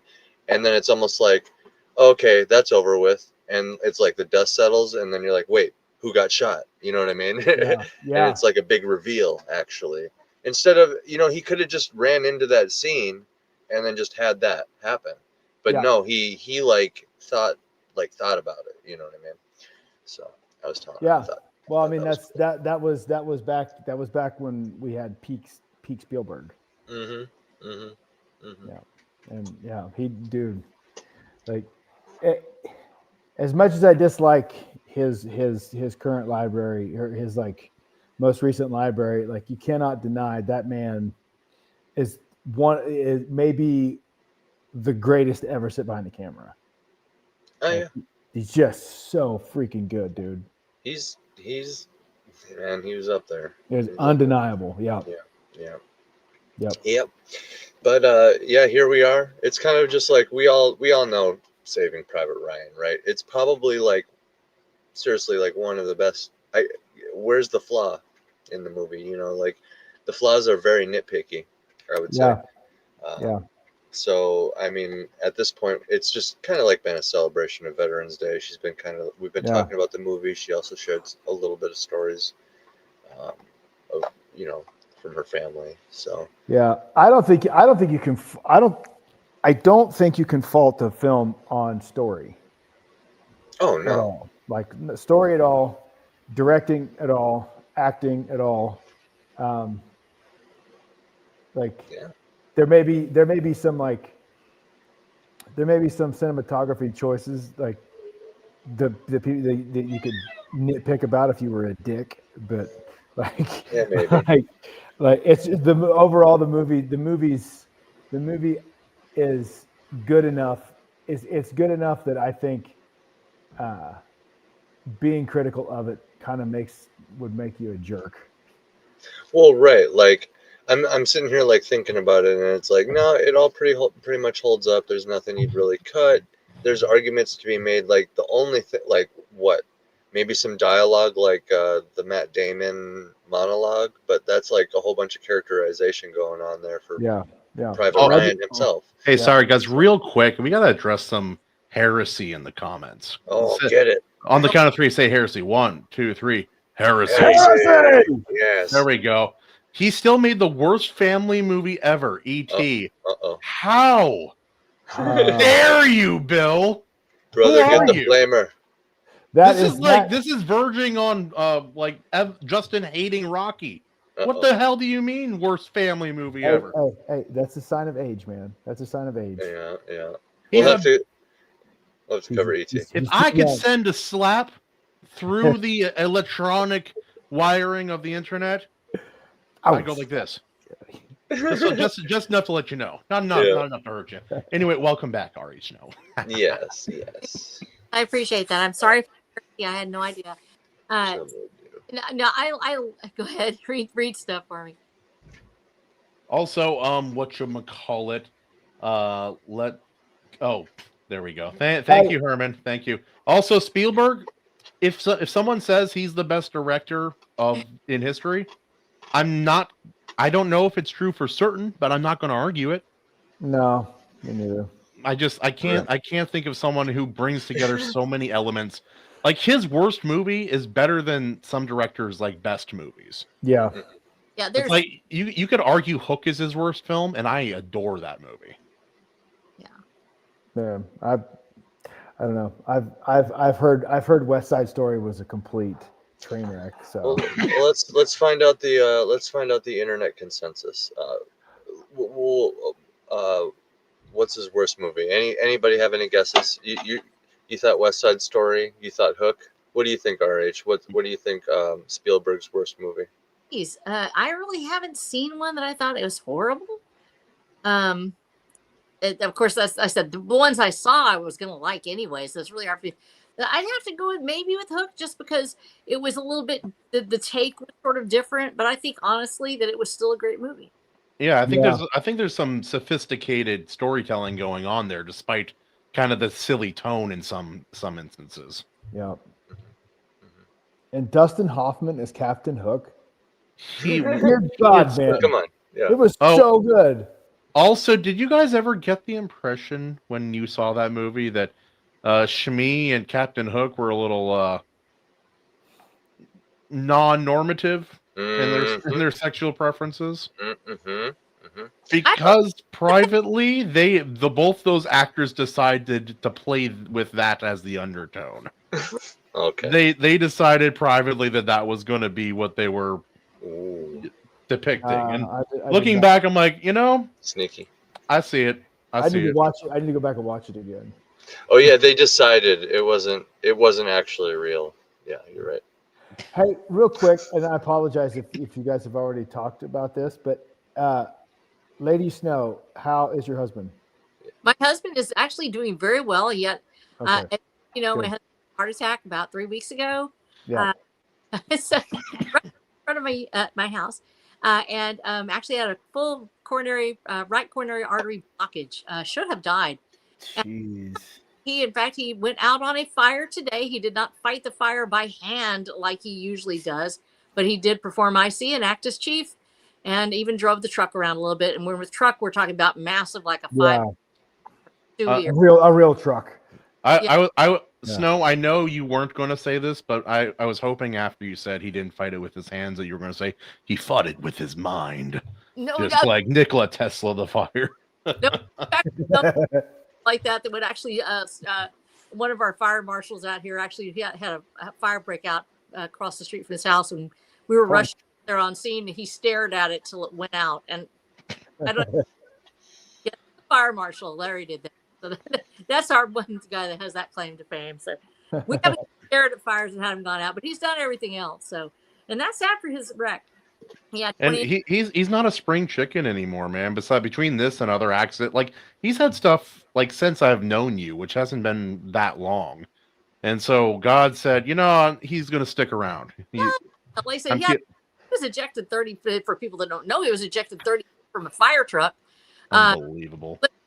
Between 4 and 7 times, rolled, got ejected, hit the ground. Son actually crawled out without a scratch. And went rolled over and saved his life. And Chief had 28 broken bones, should have had massive brain damage. He did not. And a broken spine. So you're saying he has the extended comprehensive warranty? He had extended comprehensive warranty, and it was Jesus Christ that saved him because breathing on the helicopter. And I helped load my husband onto that helicopter, by the way. Wow. Yeah. Right. So trauma sort of shows up. I think it's one of the reasons I appreciate this movie so much, is because after you've worked traumas, it's different from a first responder, ENT perspective, firefighter perspective. But when you've worked traumas, you understand that part of your soul that stays gone with it. It stays with you. And just like you guys, you recognize that weight of what happened to him. And then to see somebody have a heart attack in front of you, firefighters have a tendency to do some crazy stuff. And in fact, 50% of all line of duty deaths are firefighters having heart attacks. I believe that because they're all suited up if they're fighting a fire, and they're just, what are you going to do?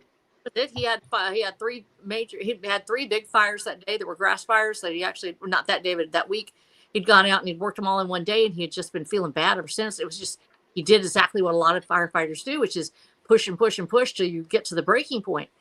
Fortunately, he was healthy and his body was in good shape. Even the wreck, he's had a wreck, dude. He's back on the scene. And that's just, when we talk about that part of it compared to this story, there's some people that they thought, and it's like it's just all over all at once. And then you have people that go all the way through the war, like my dad. How did this man live? And some people just, that's their story. Yep. God chooses to preserve certain people, whether in war, firefighting, or just life, like my dad's best friend. I'm going to call him Carrie. That's not his name, but he has been like declared medically dead 4 or 5 times. What? And he's been and he's writing, like, he wants to write a book or have someone ghostwrite it for him. The 27 deaths of his name, because he's kind of died like 27 times. Like my dad had, like, at one point he jumped a 100-foot tabletop jump with a motorcycle, but something went wrong in midair, and when he landed flat on his back and the handlebars went into his chest protector flat. And so my dad took him to the hospital, a group death in Auburn. Shout out to the worst hospital in the U.S. And they told him to sit down when he was dying in the emergency room. My dad called the emergency paramedics. They came in and saved his life because the emergency room staff were useless. My dad got on top of his chest and started slapping him as hard as he could to keep him awake, because he was like, his heart was about to stop, like right there in the room. Dude.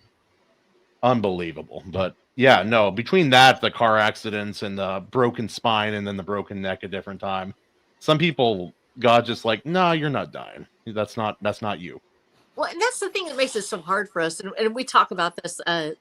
One of the, I chose Saving Private Ryan. I did it because there is that split. The ones that live and the ones that die. The ones that get to go home and the ones that don't. And it doesn't seem to make any sense. It's not about worth. And some people misconstrue that. It's not. God doesn't necessarily love them better. I know a lot of soldiers who came back. Like there's two different kinds of categories of soldiers who come back from a foreign war that I've come to recognize. One, extremely competent, unbelievable person in many aspects, if not all aspects of their life. And they come back and they are just a man in charge of their entire world when they come back. And then there are those who just wish they had died overseas. It's tough.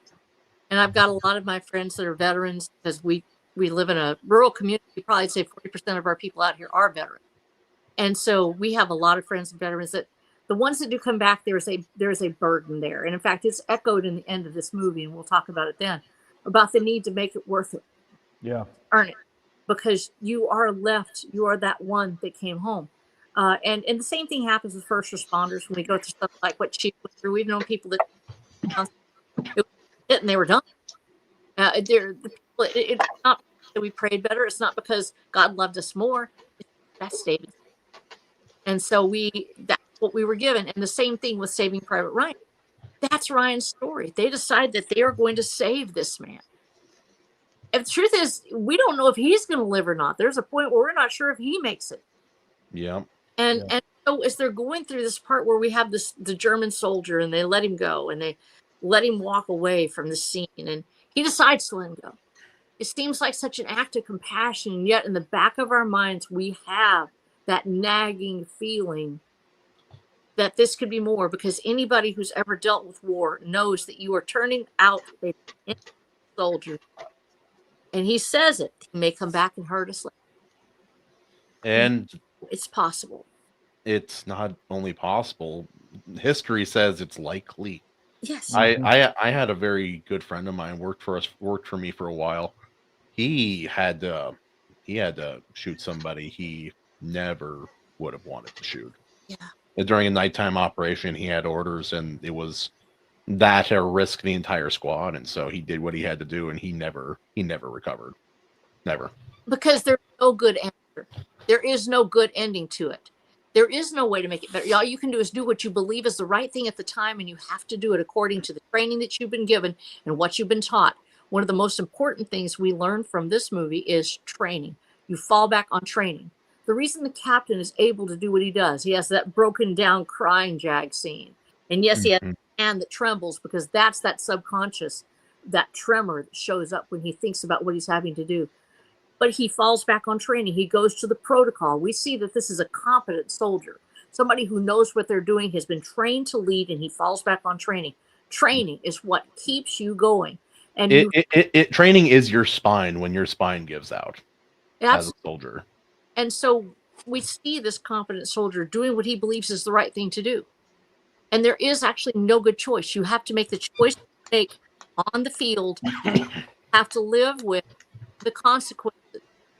And the consequences may not be what you hope they are, so you should make the best choice that you believe is available to you at that time. And if it is the ethical choice to let a prisoner go that you believe is going to, because you have that bond there, maybe he really is a decent guy. My father, one of the hardest things that I ever watched him do, he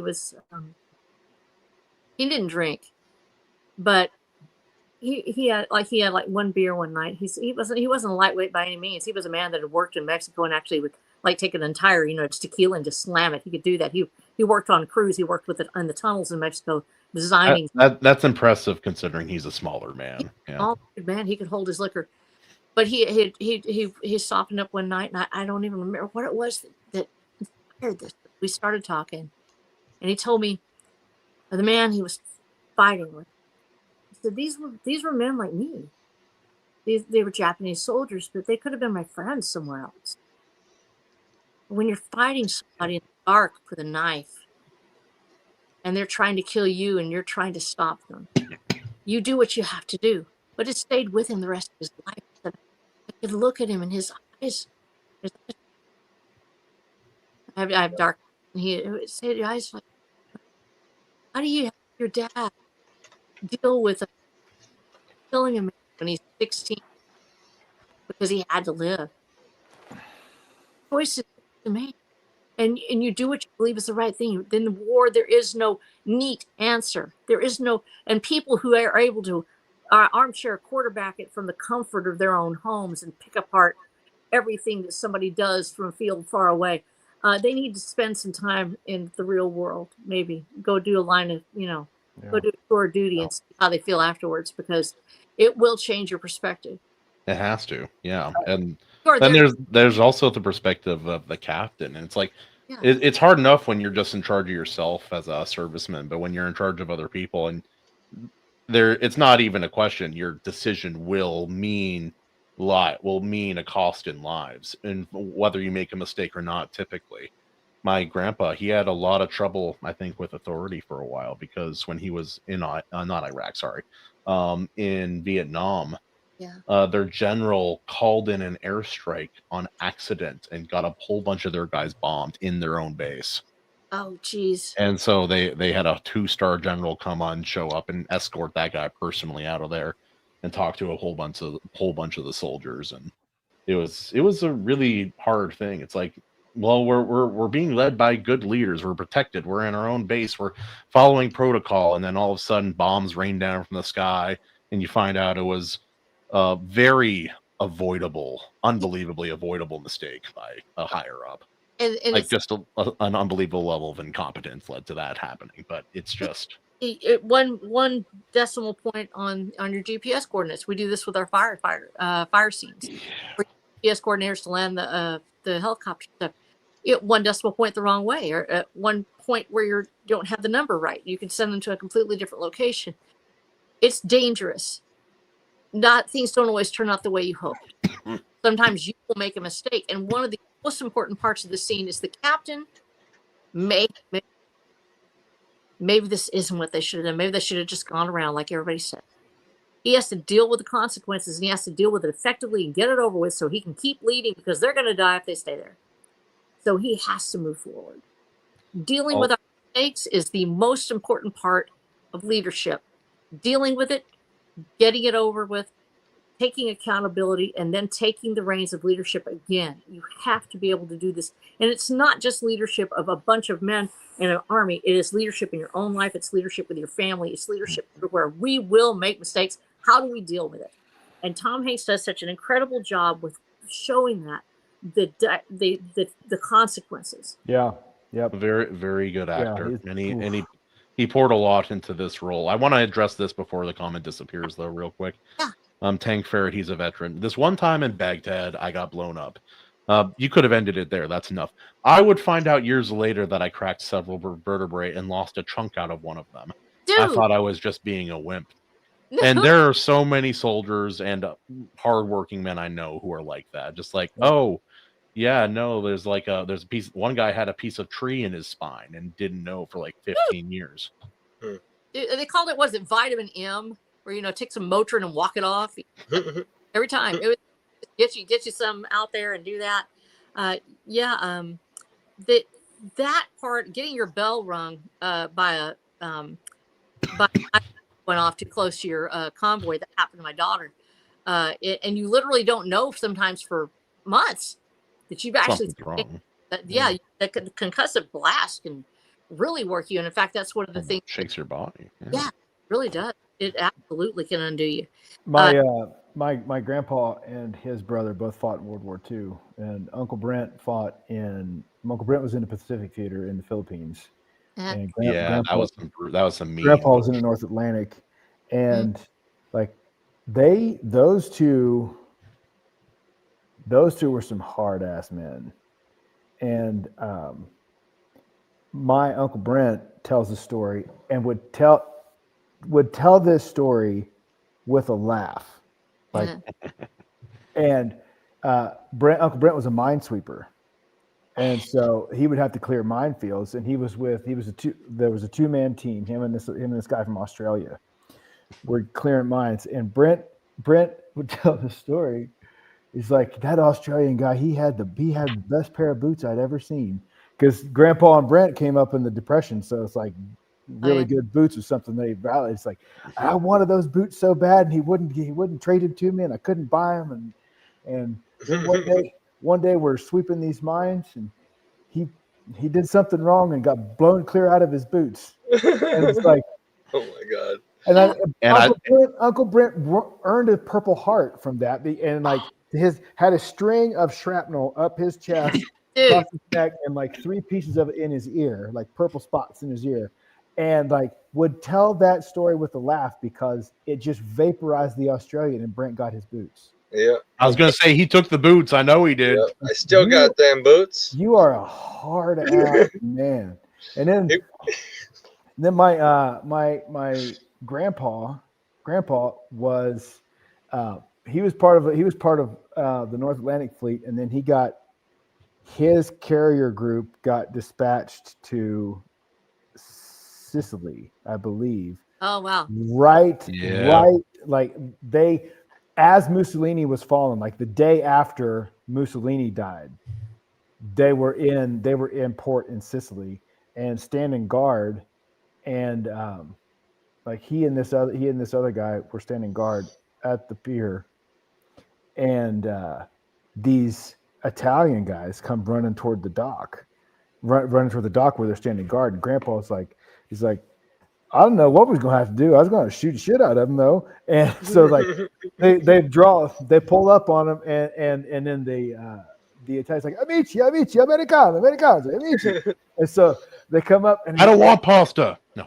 So they come up and like through really broken English, they tell him, is like, look over there in this warehouse, and like right across the street in the 6th floor of this warehouse, all of a sudden here's pop, pop, pop, pop, pop, pop, pop, pop, pop, pop, and like all of these flashes, and it's like they were executing part of Mussolini's cabinet in that building right there. Yeah. Oh shoot! And Grandpa would tell these stories like this, laughing. It's like,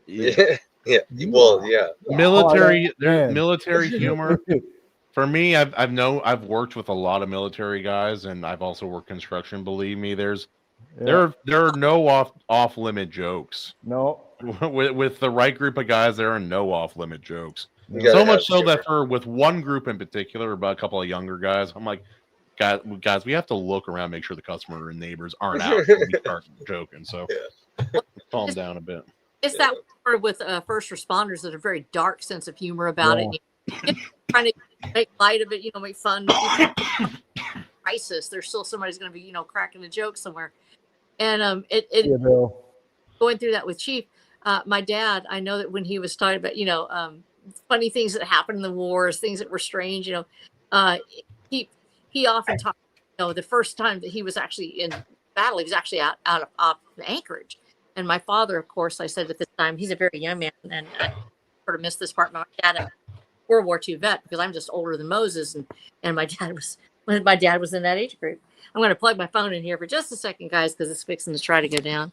But so when Dad would tell these stories, he would always try to find something funny to talk about, where there was like a shore leave or something like that, or something funny happening with, it was always about having a party or going somewhere or doing something funny. He was in the Navy, or making the captain mad for some reason. Captain, don't be that way. I'll come back again another day. He actually got busted and ranked. Something happened over there in the Philippines where he met somebody lovely and stayed gone for way too many days. And actually, In the Philippines, I've never heard of a soldier doing this. Never once. but yeah, so here's a kid that's like 17 years old, with the the landing craft at Leyte Gulf, and storms Oh yeah, yeah. like that. And he's busy, finding girls. I'm like, what are you even doing here? And so so he comes back later. He actually gets busted in rank. I'll find that later. And I'm like, dude, you are such a handful. What are you even doing, mister? And so those funny little moments, where they would find that lighthearted point of it, keeping your soul, making sure that you're doing the right thing, making sure you don't fall into the wrong hands. But actually in this little Bible here, and I showed them that earlier, in this little Bible that was my father's that was sent with him. And that is his metal Yeah. Bible. Oh wow. You open it, yeah. It was to protect. That's an heirloom. May this comfort and protect you, and it's designed to stop the bullet. And it actually says in the front, from my Aunt Ella, to protect him from the enemy, but not just the bullets, but also the enemy after him. That's protecting your body and protecting your soul. We have to have some humor and some lightness and hope that there's something good out there, but also protecting yourself from doing those things that later on you might go, geez, I shouldn't have done that thing. I shouldn't have done whatever, maybe bad orders or something like that. There's that constant. This scene with Hanks, where he makes what some would be considered a mistake, and it cost. Did it have to be done? Is there really any other way to do it? Maybe not. But there's still a consequence. And he's struggling with keeping that soul, keeping that part of himself that he probably had this exact same Bible. Because this was put out by the War Department, I believe. Let's see, it says actually in the front, the White House, Washington. Wow. White House, let me see that. Let me see. Pull it up again. It's printed. Oh, beautiful. Wow. What a wonderful heirloom to have and to be able to pass on. As commander, just what it says. As commander-in-chief, I take pleasure in commending the reading of the Bible to all who serve in the armed forces of the United States. Throughout the centuries, men of many faiths and diverse origins have found the sacred book words of wisdom, counsel, and inspiration. It is a fountain of strength, and now, as always, an aid in attaining the highest aspirations of the human soul. Franklin Delano Roosevelt. They sent this in to the fire because they knew that men were going to be making hard decisions. Mm-hmm. Their souls, just as important to them as keeping their body safe. And it's not easy in a place of war. And as Hanks moves out of this scene, we segue toward the is that right, where the girl is in the house, or is that before this one? Is that after? I'm trying to think. They have the girl where the man's trying to help the little girl. Yeah. That was earlier with Vin Diesel, I think. Yeah, I think that was before. Yeah. That same thing happens. They're trying to keep hold of their souls. Yeah. There is a soul battle that's taking place to save the child. But when he takes her down, they both become a risk. And the captain's telling him, put her back, put her back. Mm-hmm. And Diesel's trying to keep a hold of his soul. Yeah. He's trying to save this little girl because she reminds him of his niece. But he makes a decision that's the wrong one. In trying to keep ourselves human, sometimes the machinery of war gets jammed because we're not doing what we're supposed to be doing as soldiers. We're doing what we're supposed to be doing as a human being that normally any other day would have been the right thing. So once again, that weight of which one is the right choice and which one's the wrong one, it happens on the battlefield. And that's my Uncle Joey coming back from in Vietnam. Yeah. He had to do. I don't want to talk about what he did, but he had to do something that for the survival of his team. Yeah. For the survival of his team, he had to do something that he was never able to make peace with and get over until near the end of his life, like within a few months, maybe a year of the end of his life. Yeah. And it was and compounding that on all of the other stuff, because like what I don't even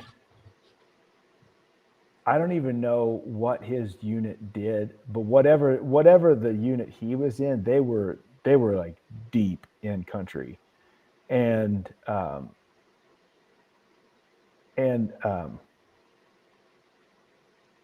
they worked a lot. I think they worked a lot without the larger support network, or like a larger support from a bigger force, and They were too deep in country.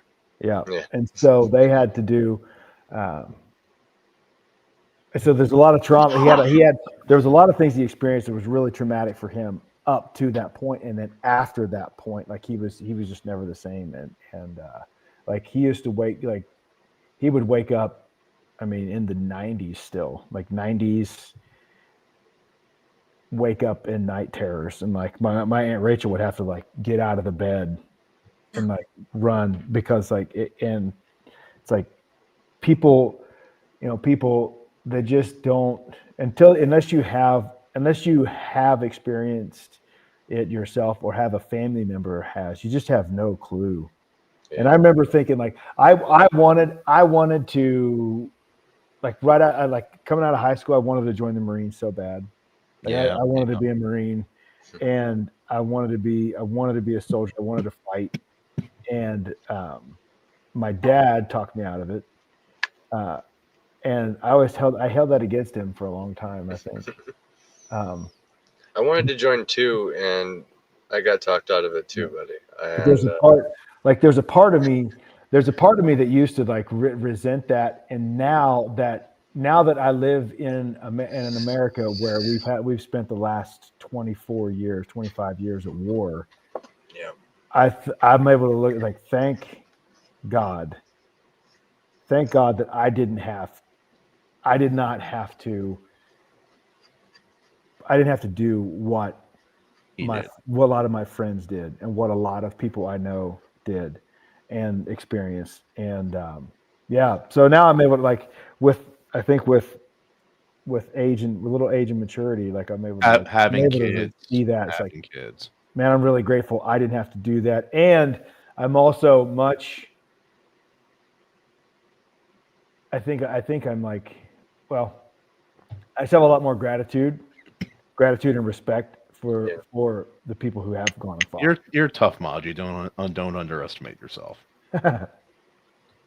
I know that when you're talking about that choice, going in and saying, I want to do this thing, and should I not? That's the same kind of choice that they're making in this movie as well. Mm-hmm. We make those choices at the beginning of our life. Which way do we go? How we apply ourselves? And coming from a military family, there's two kinds of people. There's veterans and there's not veterans.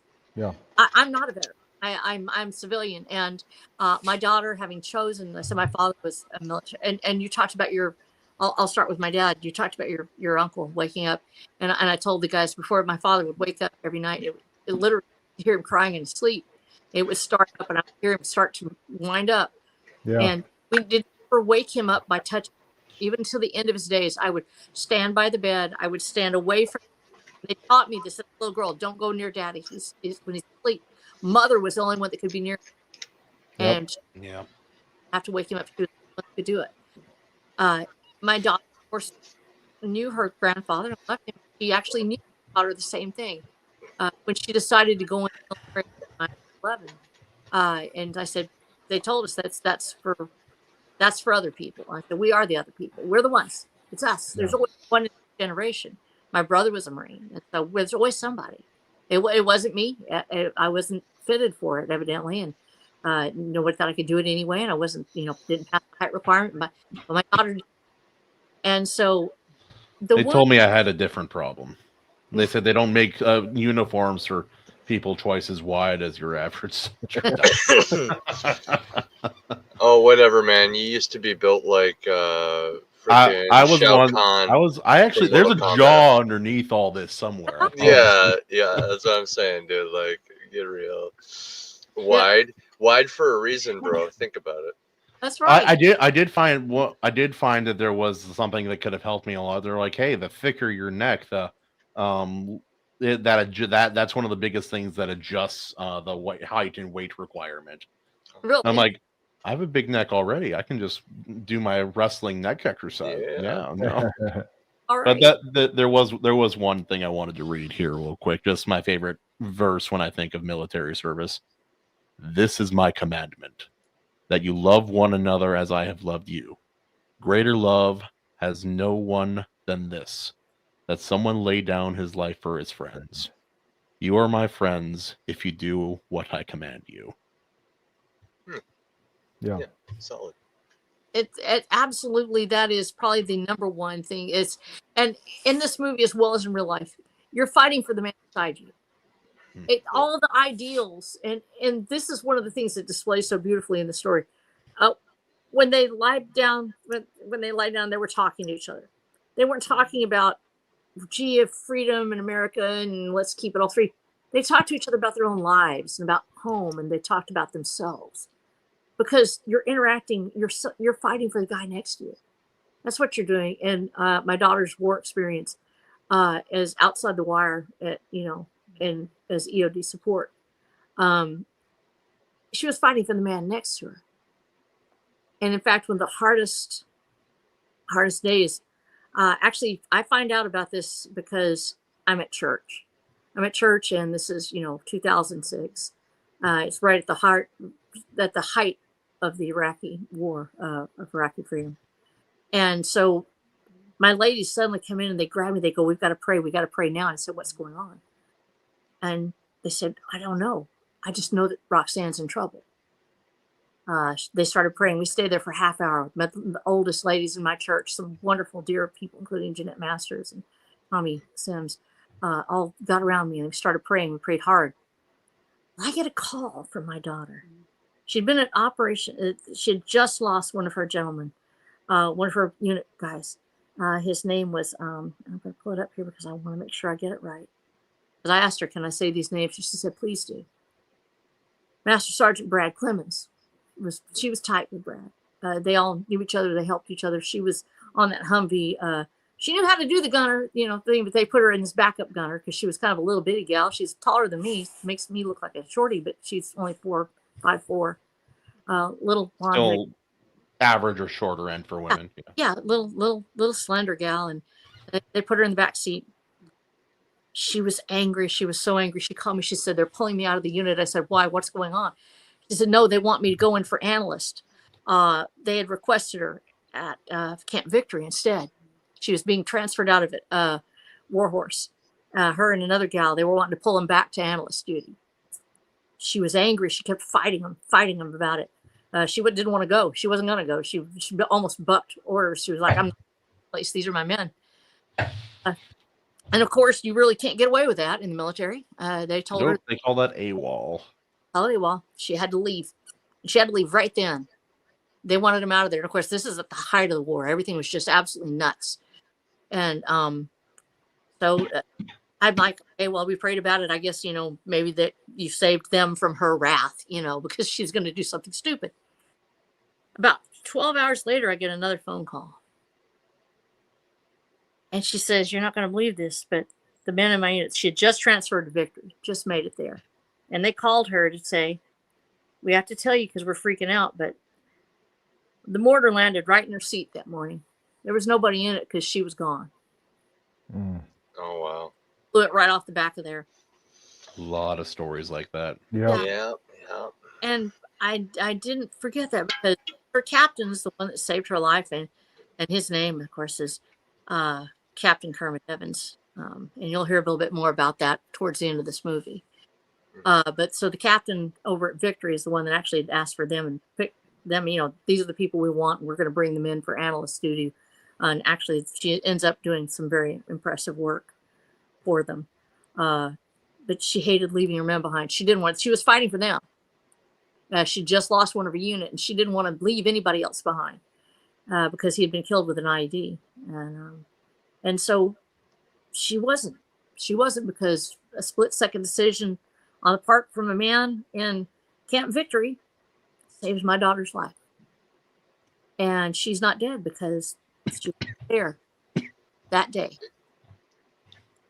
Well, God is good. And but yeah, that I remember how angry she was. And you fight for the man beside you. Yeah. You fight. A buddy of mine back in Ohio, he he just like his enlistment was over before the war was over, and he came back home, and he would talk about it often. He was a Marine in the 3-4, Mhm. and he'd say it's like yeah, I'm about to go to this school and have this job, but I just really want to be back with my boys back over there because they're stuck over there still fighting, and I'm not. It's like, Yep. man. Yeah.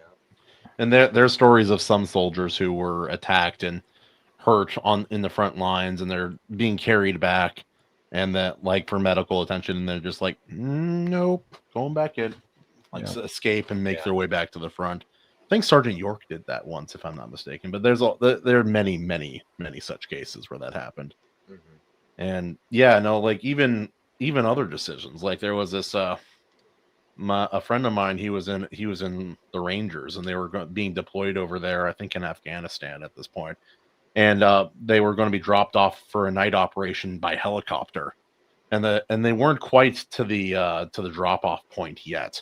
And there's no warning. There's no indication on the instruments or intel that came in that warned them of anything. But the pilot told them, "Hey, get out right now."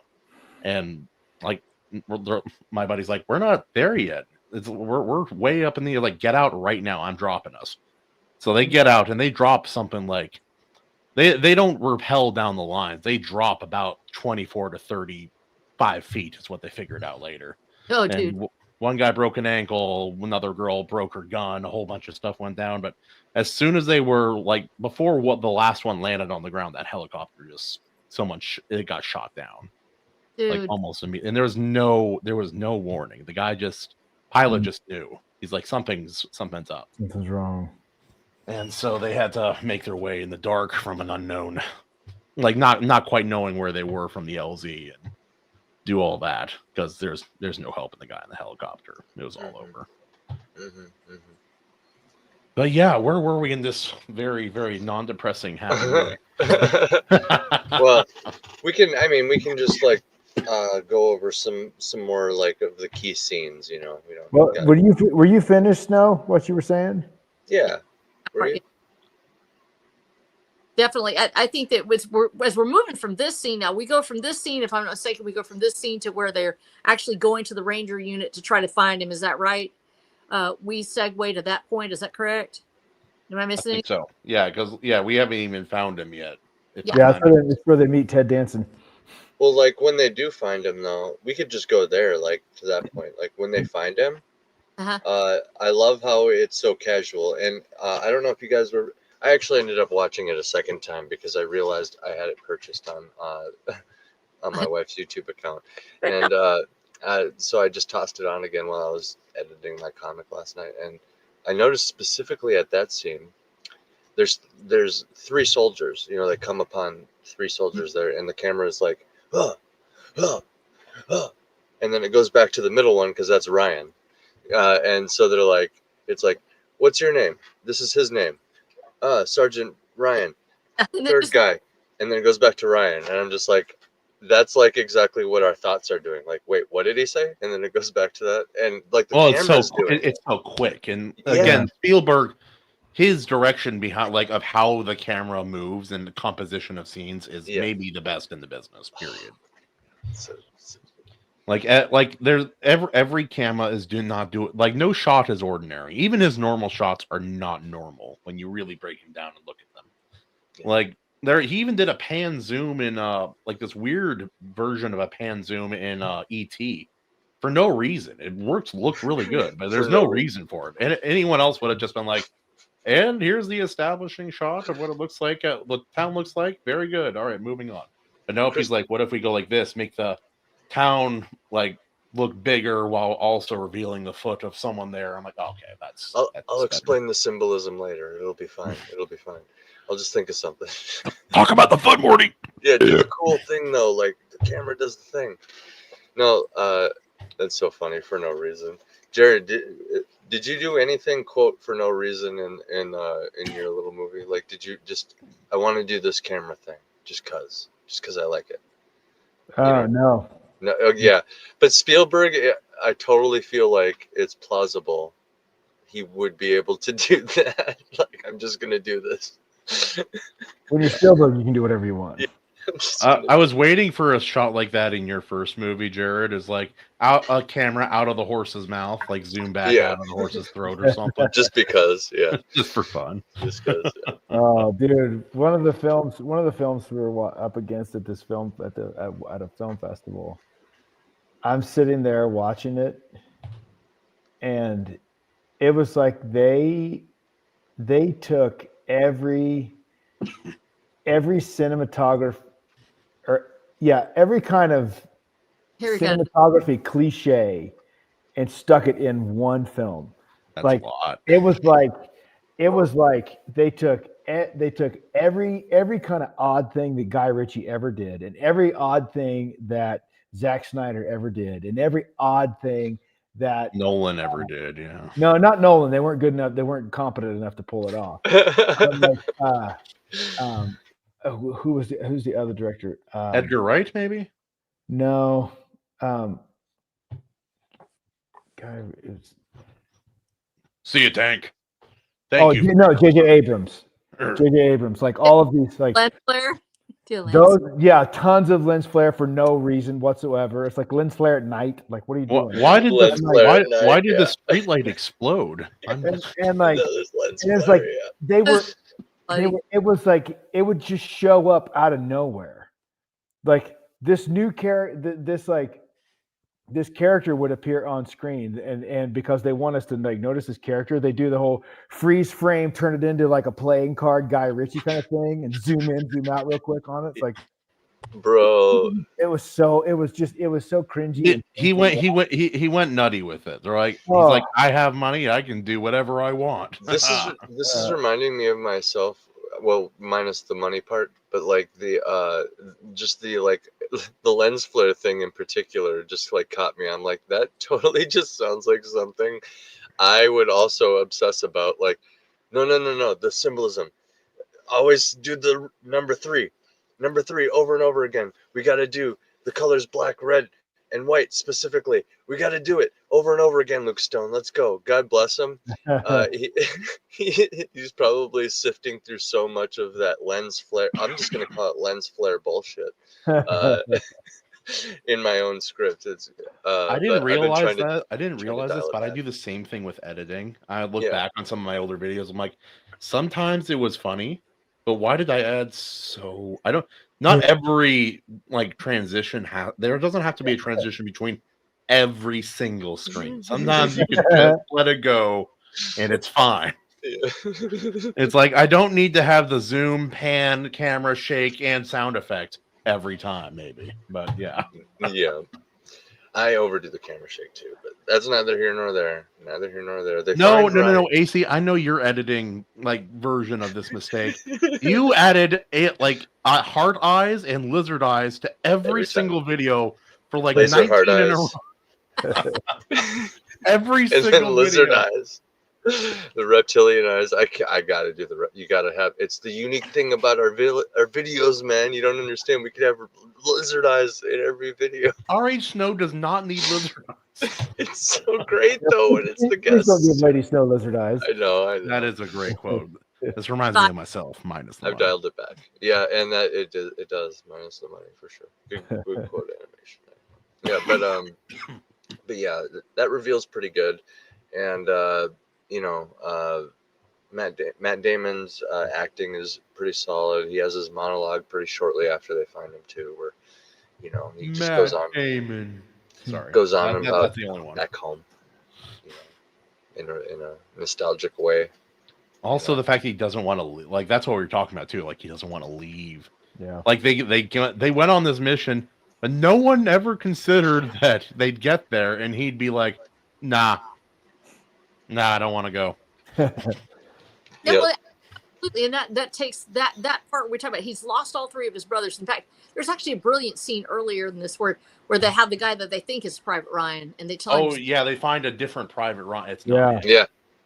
Good shit. Good stuff.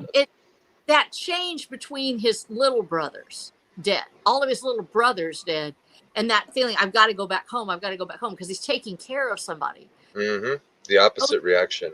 The opposite. So, These yeah. are Matt's older brothers. They're all his older brothers, if I'm not mistaken. None of them are Yep. younger. Yep, Older he's than- Matt He's- Damon's. Yeah, he's the youngest. He's the baby. But he is looking up to them. They are past. He's trying to keep the legacy up. And so instead of going home to save someone, he's trying to be here to save that legacy of being with the brothers that he has, which now he says, these are my brothers. These are all I've got left. And so he's wanting to stay.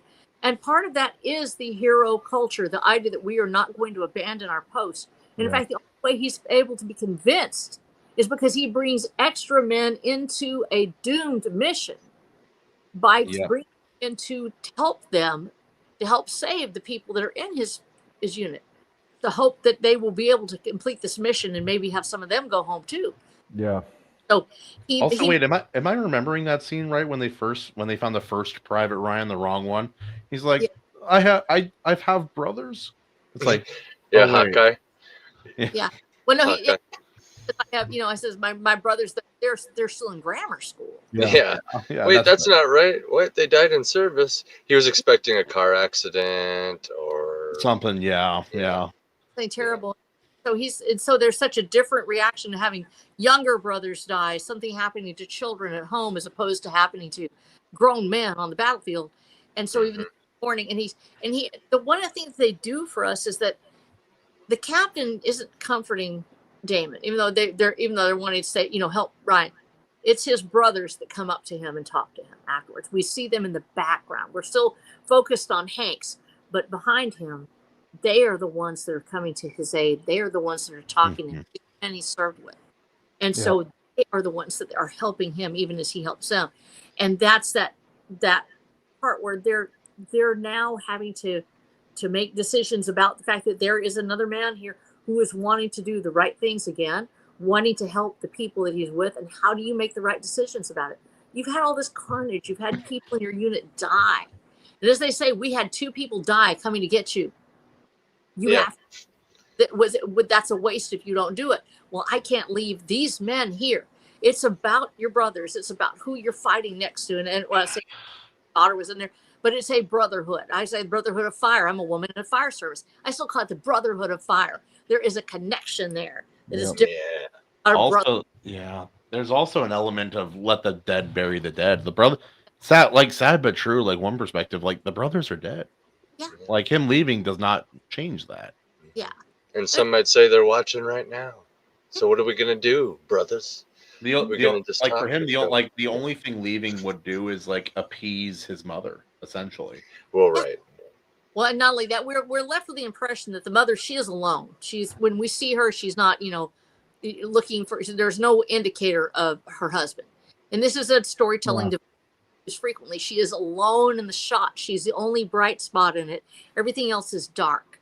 There's no one moving in the fields. There's not a dog running up. She is alone. And they establish not. So we have that image that if Matt has a reason to go home, Private Ryan has a reason to go home. His mother is alone. Yeah. And if he dies, the family dies. If he dies, the family. That's what the farm. I was going to say. The government has every incentive to make sure that Ryan goes home. It's actually a good mission. It's actually fair. It's really hard to quantify the men dying in order to rescue Ryan and stuff like that, because you can't really put a cost on a life. But as far as, is this mission important? Yes, because he's the last of his family. And from like an American governmental perspective, you probably don't want a bloodline to die. No. Just saying. You probably want somebody to just go back home and make That's more another AC quote. You probably don't want a bloodline to die. It's an entire American bloodline. Like what happens then? Now the whole property just kind of gets defaulted to a bank, and there's an empty farm there instead of like a big old family. And think about it from a governmental perspective. A big old family that could be making big old families of their own, each of them paying taxes, every one of them, all paying beautiful taxes to the American government. So they would probably want that. From that time period, and it's something that we've moved away from. Yeah.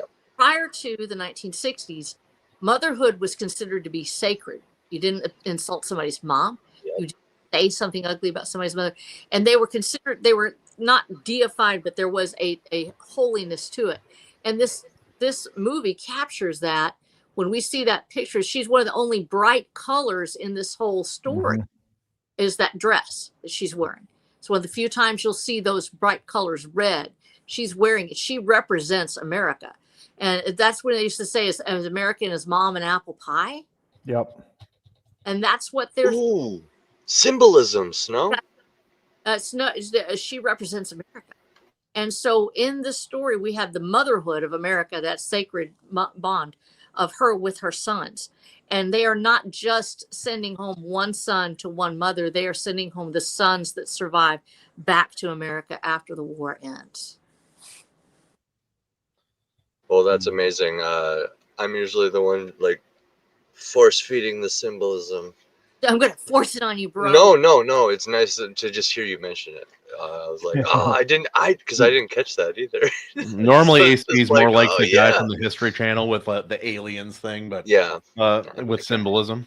with every little detail of the story, I'm like, you know why like the lights shining in that way? It's because of this. High really. school poetry high school literature teachers everywhere love AC. They all love it. That's true. That's true, Magic My Man. creative writing teacher, though, for sure. Yeah. But yeah, I didn't catch that. That is definitely some great symbolism from Spielberg. Thank you, Spielberg. As American as Mother and Apple Pie. There's Mother. What'd you say? She was all red? She's wearing actually red, white, and blue. She has There you go. And there's a blue, little blue, and we it, but it actually, that symbolism shows up in your back of your brain. And that's the only clue. Yeah. Maji says there's a reason. Wait, I got to say this in Maji's voice. There is a reason. While Snow is the queen. Yes. Yes. All right, shout out to Maji out there. Where have you at? Maji's the best. I know exactly where you're at. Wait, I have a sound effect for this. We have sound effects, guys. By the way, we do. I forgot. Upgrades, people. Upgrades. So Maji gets the bounce. Yeah.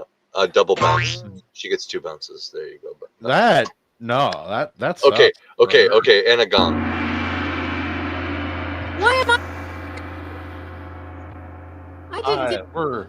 I'm gonna cancel the end, I think. What were you saying, Snow? What did you say? I can't hear the sound effects on my end. I probably gotta tap a button or something. Oh, they went through. It's fine. It's just it was a gong and a couple boings. It was like boing, boing. Just like sound effects. Just sound it's like the flick sound effect from that game Bop It. It's just sus. Chat, while we're on the subject of the sound effects that we have unlocked, I don't know, we leveled up. Like this is, I don't know, StreamYard is like an RPG. So like we leveled up, we unlocked the next tier of skills and abilities, which achieved the sound. Do I add a Kahuna woo? Do I master a sound file of Kahuna going woo, and make it really freaking epic? Yeah. And then Yep. Yeah, okay. And so if I do that, we could also just have me say sus things. A bunch of different sus things. Yeah. I think it was important. It was actually symbolic. What'd you say? So it's iconic and symbolic. Do a woo. Yes, it is. I woo not for me and those who came before, but those who follow. I woo for the future of all mankind. Yes. Clip that. I need to have a heroics wartime speech for the woo. But yeah, Chad, did you guys talk about the supporting cast yet? We've talked about a couple of things. There's so many people. We kind of broadly just mentioned, hey, it's star-studded. It's stacked, dude. It's stacked. There's so many people in this movie, and you forget about most of them until you watch it again. You see it all again. You're like, oh shit! Like Tom Sizemore and Giovanni Ribisi right there. Like, holy cow, those two guys alone. But then you add Barry Pepper to that. Dude, those are like some of the best supporting actors that have ever done it. Here I, the Kahuna, present Margie's beaver for open display. She has declared that it is soft on stream. Yes, yes, indeed. He said the Kahuna has touched and seen the beaver. Yes, we are going to ignore that and move on. That was one of my favorite things I've ever seen on the internet. Was that whole conversation? Oh, the beaver one. Oh yeah, that's right. That was Yeah. iconic. It was so funny, and so because she really didn't know the Yeah. connotation, it was. Snow, did you catch that one, or did you miss it? I saw it. I think I saw that while y'all were live. I think I was in chat. She saw the beaver. Yes. Yes. Yes. And Maji didn't know. It's like Scotty doesn't know, but it's Maji. Maji doesn't know. Yeah, yeah. Sorry, Maji. It'll spawn a whole subculture in the That's future. right. Yeah. You get. I wish more people had seen that time when she and I did a live stream from her place, because people didn't know that we lived next to each other. Like, wait a second, they're dating. No, they're not. But it was a fun moment. Rumors about. Oh yeah, that's right. Yeah, she had her Transformers electronic mask, and I wore something too. I don't remember what I wore. Did I wear something? Did you wear your Hawaiian lady outfit? No, I didn't have it yet. Maji, did I wear something, or was I just myself? I can't remember. For those who didn't know, I have a beaver plushie and brought it on a live stream. Oh, yep. I can't. I was. Oh, what happened? I was the Grinch. That's right. Thank you for reminding me. Yeah, Yes. that's what happened. I brought my Grinch costume. Oh, I'm trying to convince my church that it's necessary for some of the kids' Christmas events at church this year Yeah, to have a Grinch running around. But we'll see. We'll see. Provide that access, right? Something about me being a bad influence. I don't Oh, you could probably sell it to them if you have like, I don't know, have like Jesus defeat the Grinch and then teach the kids a moral lesson. Yes, well, Jesus comes down and Just like, yeah, well, no, Grinch, it's a redemption arc. It's a redemption arc because Grinch's heart grows 3 sizes that day. Remember? but he does Yep. put the Grinch in a headlock. Yes, that still happens. Yes, that This is does true. still happen. Yeah. Dude, one year at our school, we had the Grinch.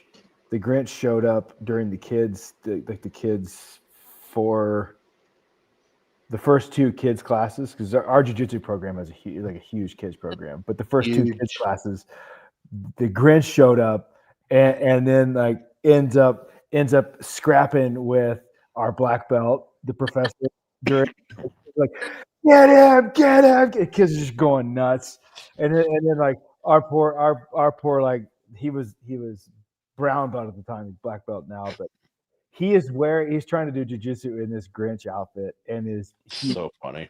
drenched head to toe, soaking wet, dying. I'd be there just quoting the Jim Carrey. Ha ha! I beat you. Ha, ha. That's what he was doing. That's what it was so good, dude. Oh my goodness, that's It was pretty so- great. I beat a little girl. So like Sam, our coach, like I think the first class, like he gets his back and he's like, should I choke him? And the kid's like, yeah. I was like, well, are you sure I should choke him? Should I armbar? Choke him. Kids just savages. Teach the Kids, Grinch kids are response. kids are savage if you let them be. Yeah. Choke the Grinch. Yeah. Oh man! And if you ever wonder if kids are savage, have them pretend to, like, if they pretend to hit you, pretend that you're in enormous pain and see how they react. Oh, they love it. Oh yeah, they don't care. They don't give a crap. They'll I and gave- like you'll My jump on little top and Elric keep has going. red Hulk hands. Unfortunately, the green ones were not available, but he has the red Hulk hands, and he was going to the park for maybe 2 days in a row, like, and chasing kids with the Hulk hands. He turned into a monster. I don't know what happened, but Yeah, they topple you down, and to them it's just like victory is near, and they just jump on top for the cinematic execution. turn it. I love Jim Carrey turning it into a race thing in that movie. It's because I'm green, isn't it? Yeah, my gosh. I Good stuff. way off topic, but that is my family's Christmas movie. There are many, maybe perhaps better films, but that's our favorite. That's one of ours. I think I'm really leaning towards Klaus on this subject. So, okay, real quick. I know. So We let's got be real. derailed. Let's be real. Saving Private Ryan, it floats. For AC, it floats. We've all seen it before. So let's do some final, because we're at the 2 hours and 30 minutes mark. It'd be kind of cool to just kind of have a free form chat for however much longer we're all together here, and it would be kind of cool to discuss like maybe some upcoming holiday stuff, whatever. I say it floats. The rest of the movie, great stuff, and especially like when it comes back into the nowadays at the end, for that whole final reveal and everything. Great stuff. About that because I actually made myself an arc that I have to go through here. So I'm sorry, Andy. You have at it. Go for it. Please, we love it. Yes. I wrote notes. Thank you. Oh yes. There we This is go. awesome. Hold on. Do we have a clip? Hold on. Yeah. There's got to be an awesome we don't have based. Oh, we should. All of our clips are too long. I know. Yeah. Right? It's okay. Yeah, it's okay. We have like. It's a trap. That works. Yeah, that works. I'll take it. It was awesome, I'm sure. Now, so the part where it segues, we go through the ending of the film, and of course, the captain passes away. He dies and tells Ryan, earn this. And my father, to the end of the days, he would come in and he would say, I lived when other people died. I lived when other people died. I have to make this worth it. I have to make it worth it. He went all the way through the end of the war. He was supposed to go in on the first wave of the invading force of Japan, which would have been bigger than Normandy. It would have been an absolute nightmare, a horror show. There's steep cliffs and people that were willing to die before they would ever let you set foot on the mainland. Thousands of miles of tunnels in lava, rock, sand, and dirt. Yes. The Pacific Theater is unbelievable. Oh, I read a story about a guy who got shot by a tank twice and survived. Dude. He only died on the third shot. I didn't hear no bell. The first two shots sent him airborne. And he still got up and kept moving before. I didn't hear no bell. Where are they? That way? Okay, give me my gun. Yeah, really. They literally would do like that. So my dad said the same thing. So when I'm watching this, I'm like, holy cow, this is so incredible, because I saw my own father's face when he would tell me the stories and then say, I have to make it worth it. Tell me I lived my life right. Mm-hmm. You say this. But so I'm discussing this movie with my daughter today because I wanted to ask her, what can I talk about? Because you don't talk. She had positions that were classified that we can't really talk about here. Mm-hmm. But so I'm talking to her about the movie, and she tells me something I never heard before. And I was discussing, the captain and what he said. And she said, I loved my captain. And she starts to talk about him, her sergeant, Keith Ficus. And she wanted these names spoken on the air for a reason. Sergeant Keith Ficus. You can hear all of these, by the way, at Honor the Fallen, which is at military.com now. These names are real people with real faces, and they're very dear to me for a reason. Her sergeant passed away. Keith Ficus passed away. Excuse me. And so she's at Victory now. She left the men behind. This other man dies. She's the singer now. She didn't go to college to become an opera singer. Instead, she's the one that everybody calls to sing the anthem. The memorial is happening over near Lake Haditha. And this, of course, the war is raging at this time. And she's been called in to go ahead and sing at the memorial. And if you know the Fallen Soldiers Memorial, where you put the rifle in the ground and the boots and the helmet. And her captain was going. Captain Evans, his name is Kermit Evans, by the way. I guess not Kermit the Frog, but a wonderful man, African-American gentleman, a very godly man. And she was going to go with him to this memorial to mourn this friend, her brother, that died in an IED attack. And at the last moment, he told her, said, no, I need you to stay at Camp Victory. Once again, mad as heck. She's mad. She didn't want to stay there because she wants to go to the memorial but you have to stay here. Yep. She's telling me this story today. I owe Captain Evans a debt I will never be able to repay. I will never be able to tell this man how much I love him or what he means to me. Because that was the day that Captain Evans, after the memorial service, his helicopter crashed. The same crash that she would have been on. Instead, she sang for Captain Evans' funeral. She lived. Captain Evans saved my daughter's life twice. Wow. He brought her to Camp Victory, saved her from the ID and the morgue, and he saved her life when he told her he needed her to stay behind. Yeah. And it was the first time that I'd ever seen why I had to watch this movie now. Because there are real people out there. They're real men, real women who've made the difference. And every day she has the tattoo on her arm that she looks at. And these men are represented by 3 roses. They made my life better. They saved this woman, and this woman came home to me. My life is different because they saved her. I was the mother. It was me. I didn't know it. I didn't know it until today. I watched this movie last night and I'm thinking, why am I having to go through this? Why am I having to live this over again? Yeah. And instead, there was a reason. It was worth it. No, it's not fair that the others died. There's nothing in it that can never make it right. Yeah. But the ones that came home, they want to earn it. Support your veterans. When they're looking at that day to day, and some of them are going to have a tough time, call them and tell them you love them. Tell them you understand and tell them you're glad they made it back. Tell them that they can earn it. Let them know you're there to support them. And keep the memory alive of the ones that never came home. These are my veterans. These are my people. We are the other people. Love them. And to each of you that came back alive, I'm asking in Jesus' name that you are healed and made whole.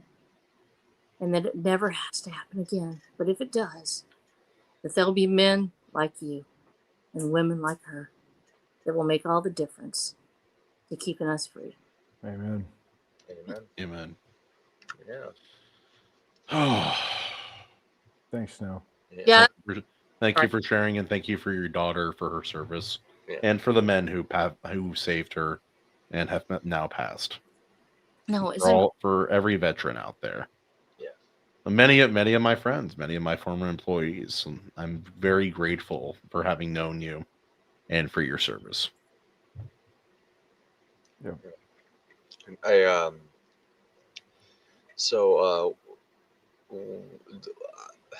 One of my artists, Mark Hatherley, he's a veteran. I went out of my way to choose him as my artist because he's a veteran for the specific story that he's adapting, because it's it's basically my Saving Private Ryan. Yeah. So I was like, it's the one, it's the only one I've done to this day that's got guns basically, and I'm a fantasy writer, so there you go. Memory of Mortality. Yep, and it's set in the same world, so it's like I was like, it would be really cool to get like a veteran's eye, a veteran and an artist, get a veteran's eye on this. I sent him a copy of my book, secretly a little like, I don't want to make anybody uncomfortable with my descriptive, no. that kind of stuff. Yeah. But he said it it's all right, and it was cool and everything, and so yeah. He's my artist. I made sure I got a veteran, and shout outs to Mark Hatherley. Appreciate you, brother. Everything you did. Amazing. Yeah, the guy does great work. They're finding that, finding healing in creation. And in fact, one of the things that my daughter did when she came home, she started doing art again. After a long time, and like so many veterans, she struggles with PTSD because spending that time out there, you don't have to be outside the fire to have that happen. But she had that moment where she said, I've got to start creating again. I've got to break free of what.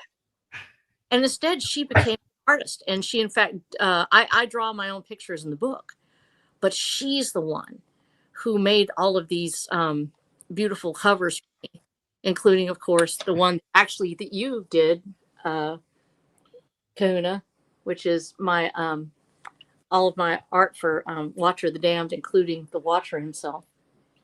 Yep, I like all your covers, but the first one does hit pretty. Oh, it's different.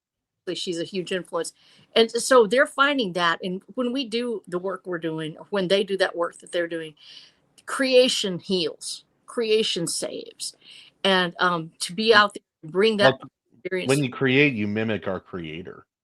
He's the ultimate storyteller, the ultimate creator of all things. And when you create to the best of your ability, when you're truly touched by the divine, that's where the divine and the physical world meet, on the edge of creation. Even in a war scenario, you could argue that you're creating justice in the good, because there's also a wrathful God, right? But like there's the undoubtable cure-all that, like, the act of, like, I don't know, going out to the garage and like making something with your bare hands. Oh yeah. Just literally has on any human being, male or female. Like, you're telling me a female can't go out, construct something with her bare hands and then feel satisfaction? It's like, isn't like knitting a thing, right? Like, you're completing something. It's the same idea, right? Isn't like knitting a thing? Sorry. No, like knitting and building a house. It's the same thing going off in your brain. That's like reward system between man, woman, whatever. You get what I'm trying to say. It's a very human thing to just go create, you know. And like Kahuna said, you're mimicking the creator. It's a cure-all, like, and it's probably for a reason. Just saying. I agree, AC. I was worried you were about to say knitting and making a house were the same thing. But then you clarified. It's very easy. Both No very training necessary. We all do it. Don't even need a foundation. Just grab some sticks and go out to the woods. There you go. Don't even need nails. You'll figure it out. I'm not Japanese. I won't figure it out. I didn't say paper. Come on. Anyway. Yeah, isn't knitting a thing? Isn't knitting a thing? Yes, it is. Thank you. Yeah. Maji said, writing brought me closer to the Lord. Tolkien said, evil cannot create. That's right. It can only corrupt and destroy. And that's the truth. Oh, it's so true, too. Especially, I mean, it's no surprise when Tolkien's outlook as a Christian. Yeah. But like, yeah, even from like a scriptural perspective, right? Like, there's like God above all, and then all the angels which he created. So it's like they don't like have the power of God, which is creation and basically omniscience, right? So there you go, right? There's the rule. There you go. And it's very interesting. That means evil cannot create, because everything below that, evil would be made up as some percentage of that, right? So like, they just got to manipulate what's there, because you don't have the power to create. So it's like fascinating. Nice. It's so true. It's so true. Tolkien was just like, he just ages very well. Oh, Kahuna's muted. Kahuna's muted. Yeah, they got him. I'm in the dark and there's no light. I just talked with my mic muted. That's nice.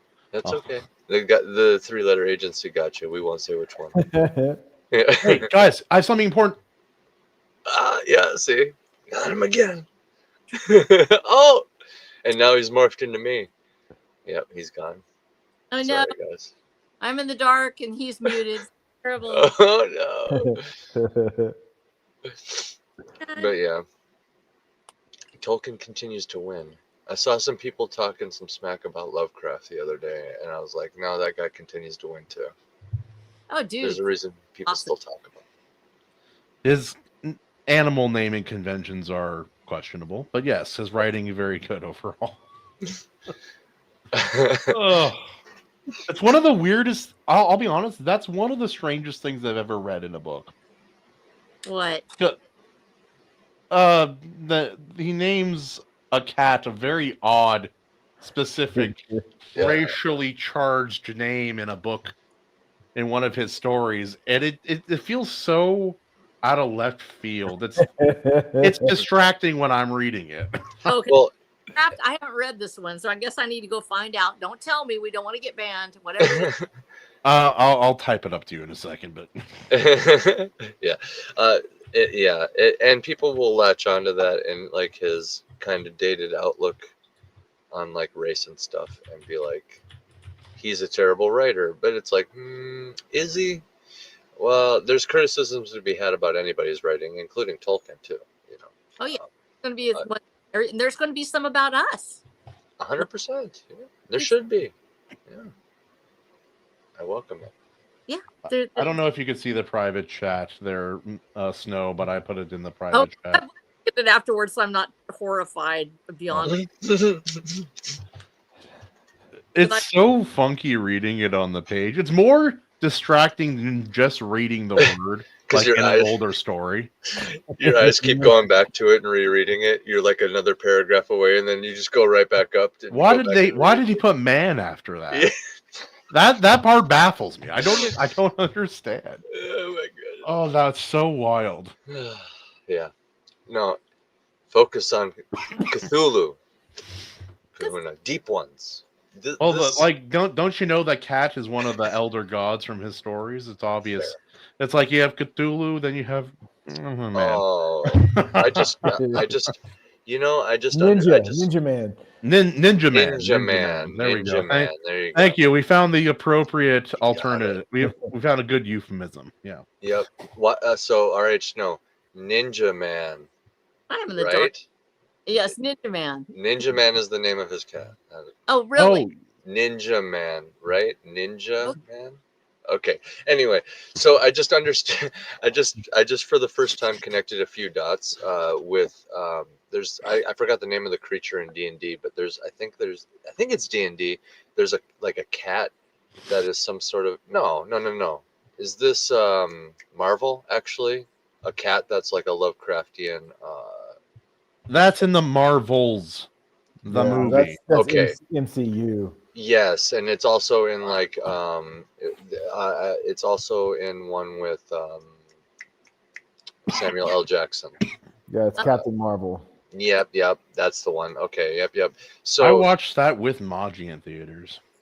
So what you have is a cat. Guys. You have a cat character that's also Lovecraftian. So it's a cat Lovecraft reference, and Lovecraft has his famous cat controversy. Is this what they're doing there with that? Is completely? Is that the path we're going? I was just saying, they didn't think that too, because the cat didn't think his eye out of it. They didn't think that through, did they?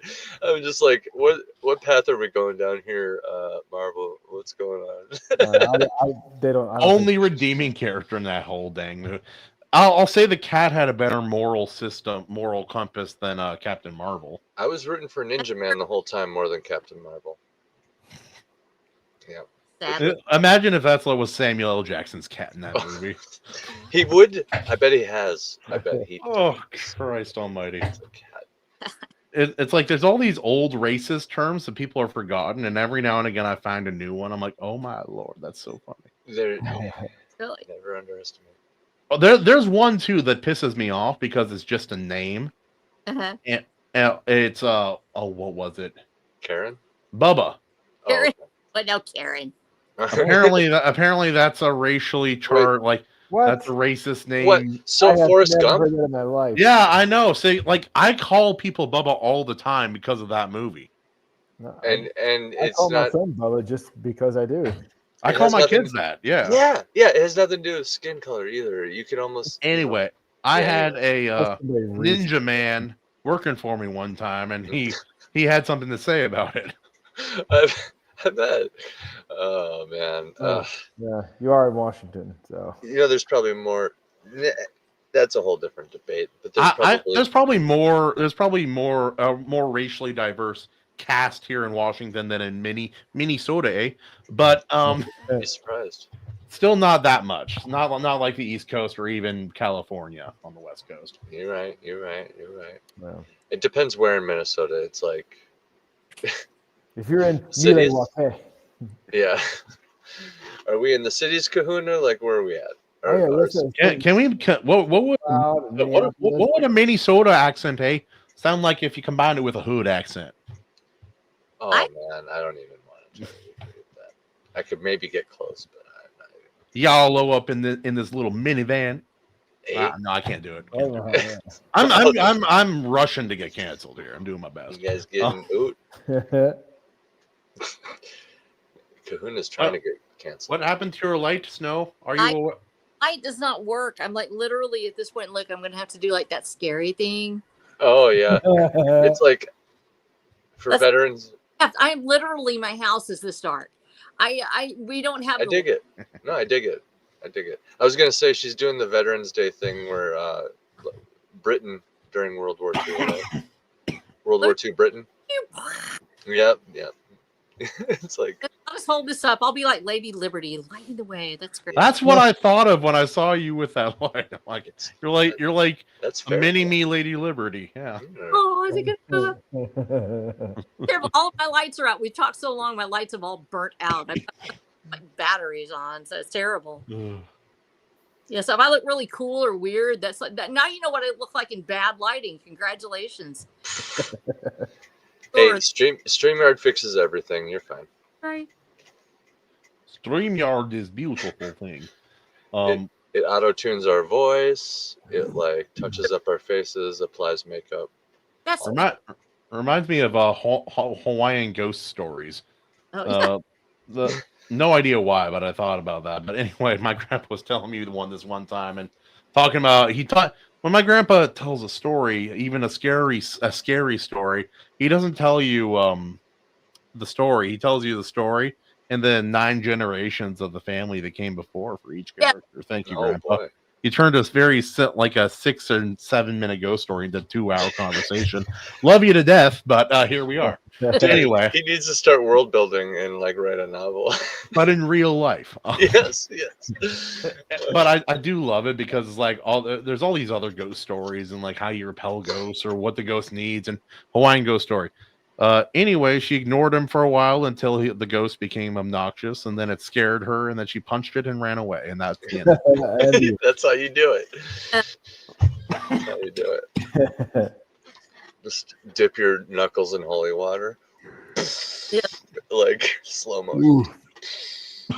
Knock that ghost right across the faceless jaw. It's like there's that Japanese pilot who crash landed on a different Hawaiian island, one that's a long ways away from the main body of islands. Mm-hmm. And it's like barely anyone's there, but like it's so far away they don't know Pearl Harbor was attacked. really? That's how far away they were. They didn't even know. Oh, And so it's like we were friendly with Japan. They're like, "Oh, hey, we'll take care of you. We'll figure it out." Then they hear about what happened. Well, yeah. Like jail immediately. No weapons. Here you go. Oh, okay, yeah. And then the worst mistake by an individual, maybe like a civilian individual, maybe in the entire war. The one Japanese couple on the island, the only 2 Japanese people on the island besides the prisoner, decided to try to get him out. Uh-oh. That might have been the wrong choice at that point. And that influenced the creation of the camps, which is one of the worst things our government has ever done. Oh, that's okay. So tinfoil hat time. Yeah. For AC. But the story of what happens for this individual immediately is rather entertaining because they give him his weapon, they give him back his gun, and a local Hawaiian guy figures out that they're escaping. He and his wife go to confront him on the path because he's already out of the prison cell that they made for him. The guy shoots him, and so how does Hawaiian man respond? Whoa! Who got shot? A local Hawaiian man and his wife. The guy who freed him. Japanese prisoner shot the Hawaiian. His hero, the guy who freed him. No. A Japanese couple helped release the Japanese prisoner. Okay, and then he went on to shoot somebody else. Yeah, a Hawaiian man and his wife saw him out of prison. They're like, "Hey, you can't do that." And then he's like, So "Oh, bang!" he shoots Hawaiian man. Bang. Hawaiian man Well, that's not charges him immediately, picks him up overhead, and throws him against a brick wall. And his wife bashes his head in with a rock. good. As immediately. you do, as you fucking do. I'm like, you picked the wrong culture to escape prison from, my friend. I don't know you. Boom, Oh, boom. 100 years ago, we'd be al- eating you right now. Dude, yeah. Also, it's on Apple Plus, but or Apple TV, whatever you want to call it. Chief of War. Ooh. interesting. Is that about Kamehameha? It is, but it doesn't focus on him. It focuses on Kaiana, who was from Maui, and a show about old Hawaii there's nothing. It could not have been done better than this. Oh, high praise. Yeah, that was Jason Momoa, like wasn't there are some small mistakes, but only stuff like my grandpa and a few other people would know about. He's like, okay. they're holding that tool wrong. I'm like, I know, but they don't, like, no one knows that but us. So, but it could not have been done better. Amazing. And it's based on the real history, but it feels like a fantasy story or a mythology story because of how it happens, and the weight given to it by the belief of the people at the time as well. Well, I always say the best inspiration's real life, for sure. Also, Real I life have is a never fantasy story. seen a more brutal fight scene in any film. Ooh. Like not talking war scenes like that, like in Saving Private Ryan. It's not like that, but I've never seen a more brutal, like, non-gun related or mostly non-gun related fight in any sequence in any point. If anything gets too gory or too bloody, my mom closes her eyes when watching stuff like that. If it's too much, she basically had her eyes closed for a half hour in the last episode. Watch it. I barely made it through Saving Private Ryan. I don't know. Oh, yeah. AC Jared Snow. It's respectful in some ways, but it's a lot. But guys, you guys need to watch it. Okay. I will. Yeah, on your recommendation, I'll watch it. I'll pitch it to wifey. See Dude, what she says. that opening sequence of Saving Private Ryan, though, like the Normandy beach, like that will forever go down as one of the most intense things ever committed to film. Oh, Yeah. The backers, the producers, some of the producers and people funding the movie almost stopped the project because of how much money and how much time that sequence took to create. And Spielberg's like, no, fucking do it live. Fucking go. It was like something between, it was like 1 or 2 months of filming and like between 13 and 17 million in cost. Worth just filming that little portion. Yeah. It's like that keep in mind, this is 90, like it released in 98, so it's filming in 96, 97. Like that's more than some movies cost back then. Oh yeah. Just for that little sequence. Yeah. But they had made Waterworld for $200 million a few years before that, so like, oh, whatever. Waterworld, that's right. Oh, we got to do that on the seas at some point. Some good world building there. Divisive movie. For sure. But yeah, I was when I was diving back into Saving Private Ryan, I was trying to think. I was like, this is one of the big ones. Like, what is it like remembered for? What's it like famous for? It's not just like it's like not just its brutality or how well made it is, which it has both of those things. But I think I landed firmly on the accurate depiction of war. Yeah. Mm-hmm. I think that's what it is. Because there's more brutal things. It's hard to say if there's more well-made things, but like, man, I don't know.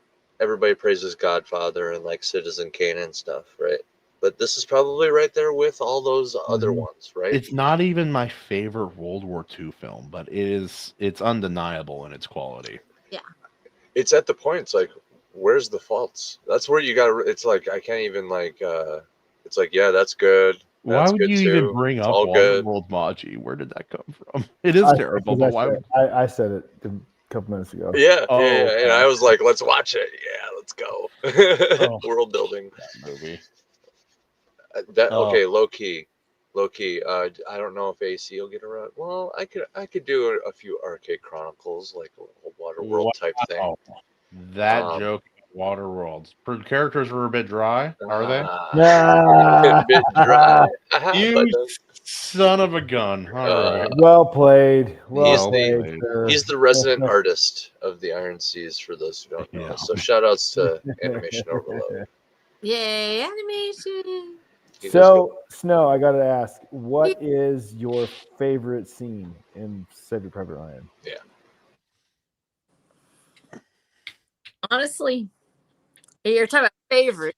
It's really hard to call it favorite because the whole thing was such an emotional trip. It's just, you say favorite. It actually is the part where he grows old at the end, and because it's all completely personal. It has nothing to do with the craft. It's the fact that I've seen that look in my father's eyes, and that is why I chose it. It is the personification of a generation. It is a love letter to them, and it lets them go. It lets that this was the beginning of them moving away from being in everybody's lives. They were starting to die off at that point. Even then, my father was in his late 60s, early 70s at that time, and they were letting go of that generation.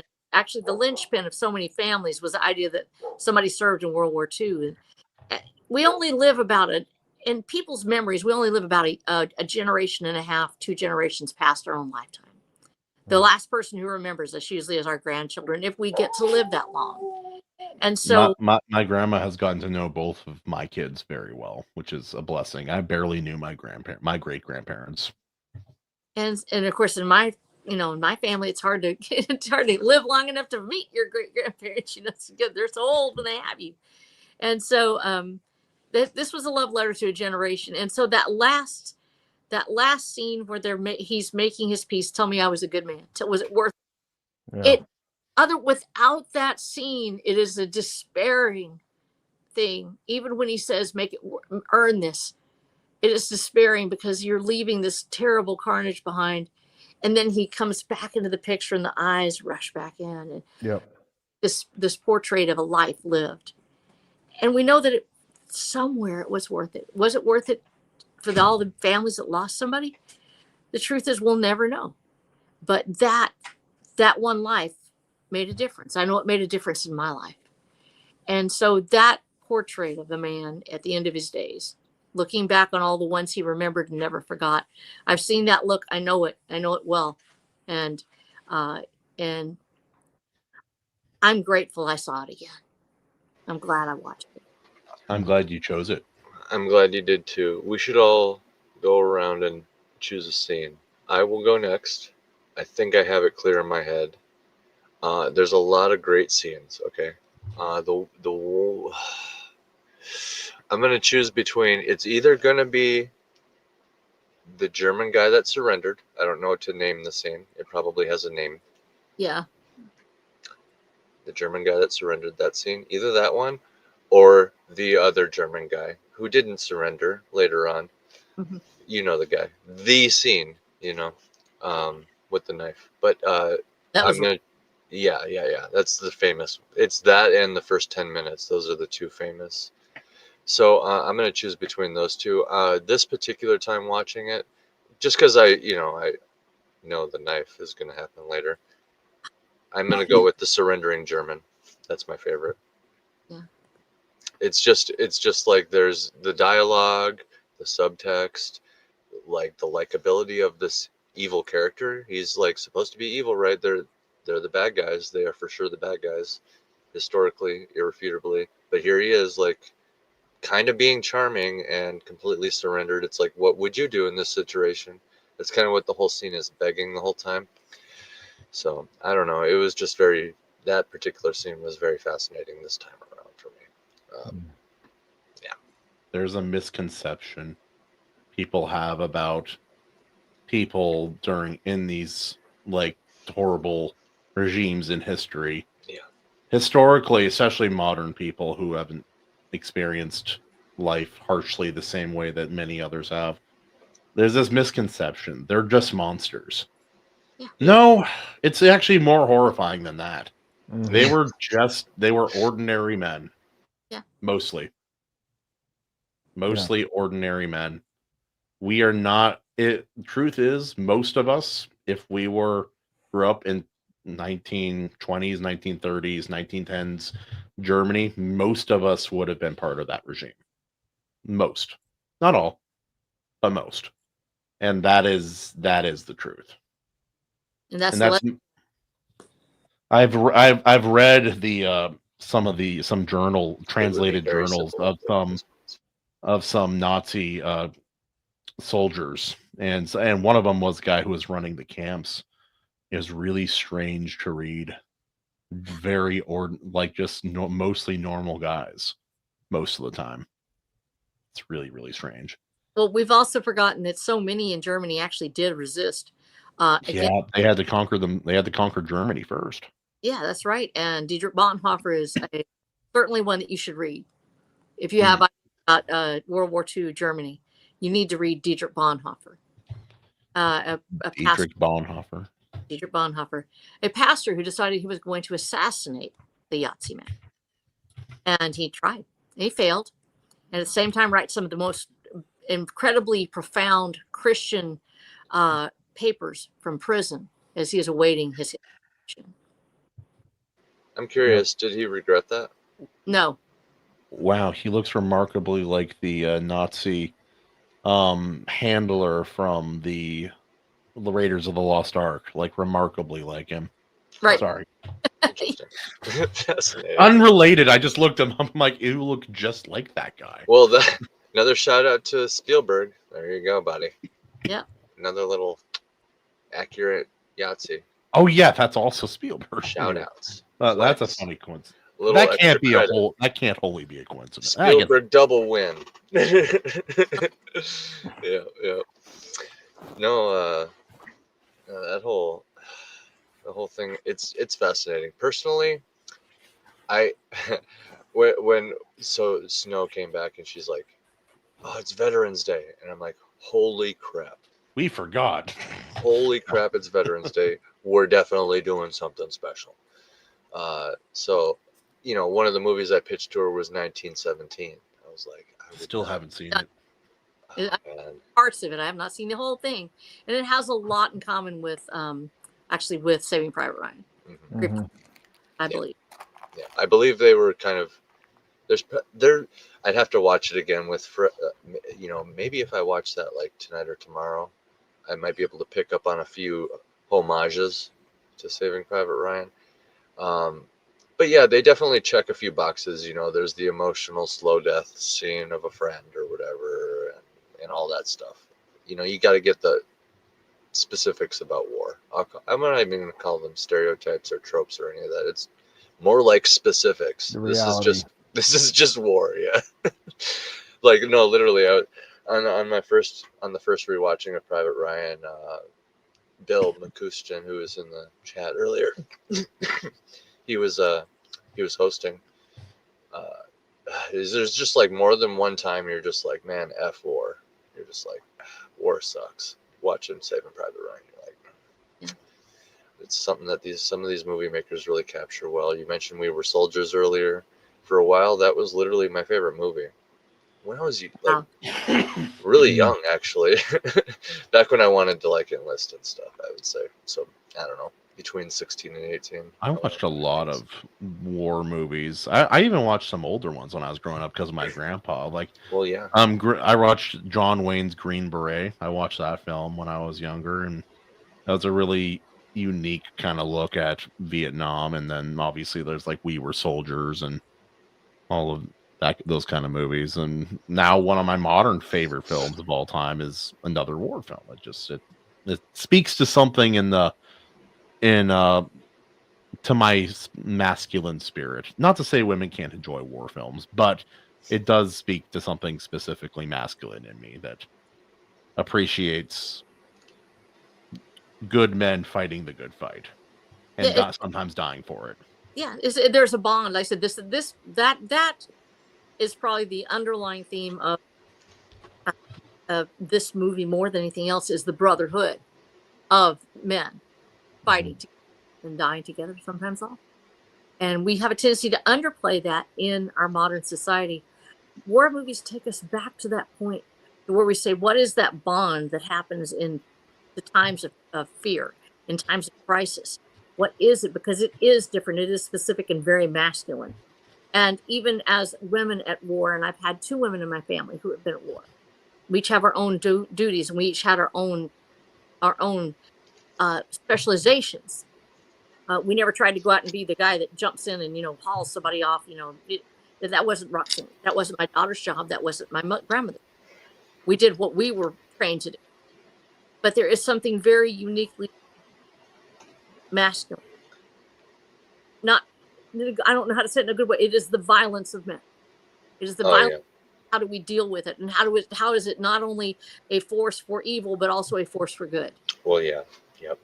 That's it too. Yeah. Well, like there you have to come to 2 fundamental understandings about reality when you're younger, or if you're someone with a more softer temperament. First thing is that monsters exist. Yeah. Monsters exist. Evil is a real thing. Yeah. Once you are able to spiritually, mentally, physically confront that reality, then there's only one conclusion. You need people to fight the monsters. Mm-hmm. If there's no one to fight the monsters, then that's just hell. That's what the world becomes. Oh yeah, then there's just monsters and shit. Yeah. No, nobody wants that.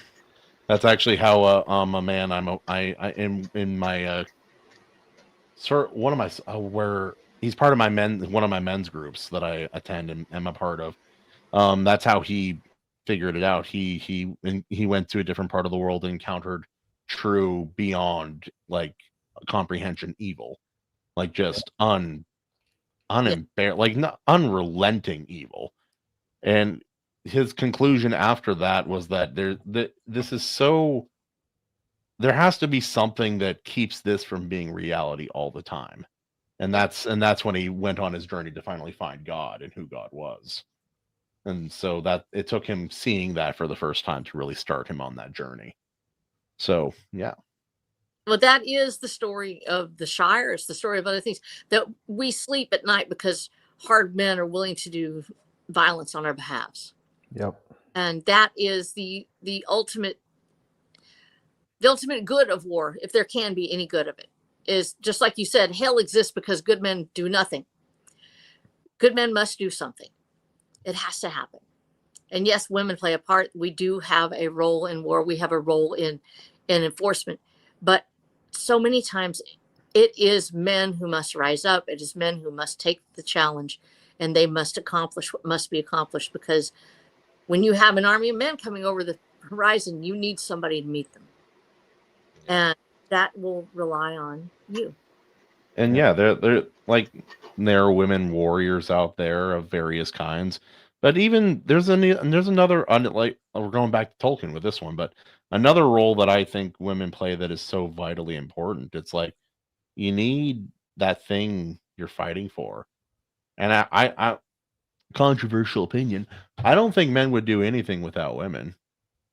We wouldn't have much of a reason to, in my opinion. And now you're telling the story of Watcher of the Damned. Oh my goodness! I know. I'm due for a reread of your first book, and I'm very excited to reread it. It's a very, very good book.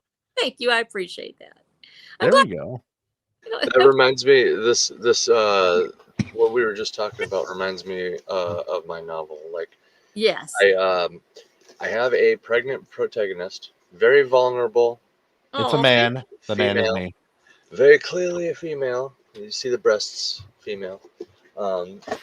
So pregnant as well, so very vulnerable. I went out of my way for like the first 2/3, I would say, to just really reinforce that a lot of her enforcement of what she wants to happen is from like the strong characters around her, like the strong male characters around her that can physically do that dirty work, so to speak, like what you were just saying. All right, Snow. I mean, then I take the guardrails off, so to speak, because it is a fantasy story later on, and I get you know, a little Lovecraftian with it. Yeah.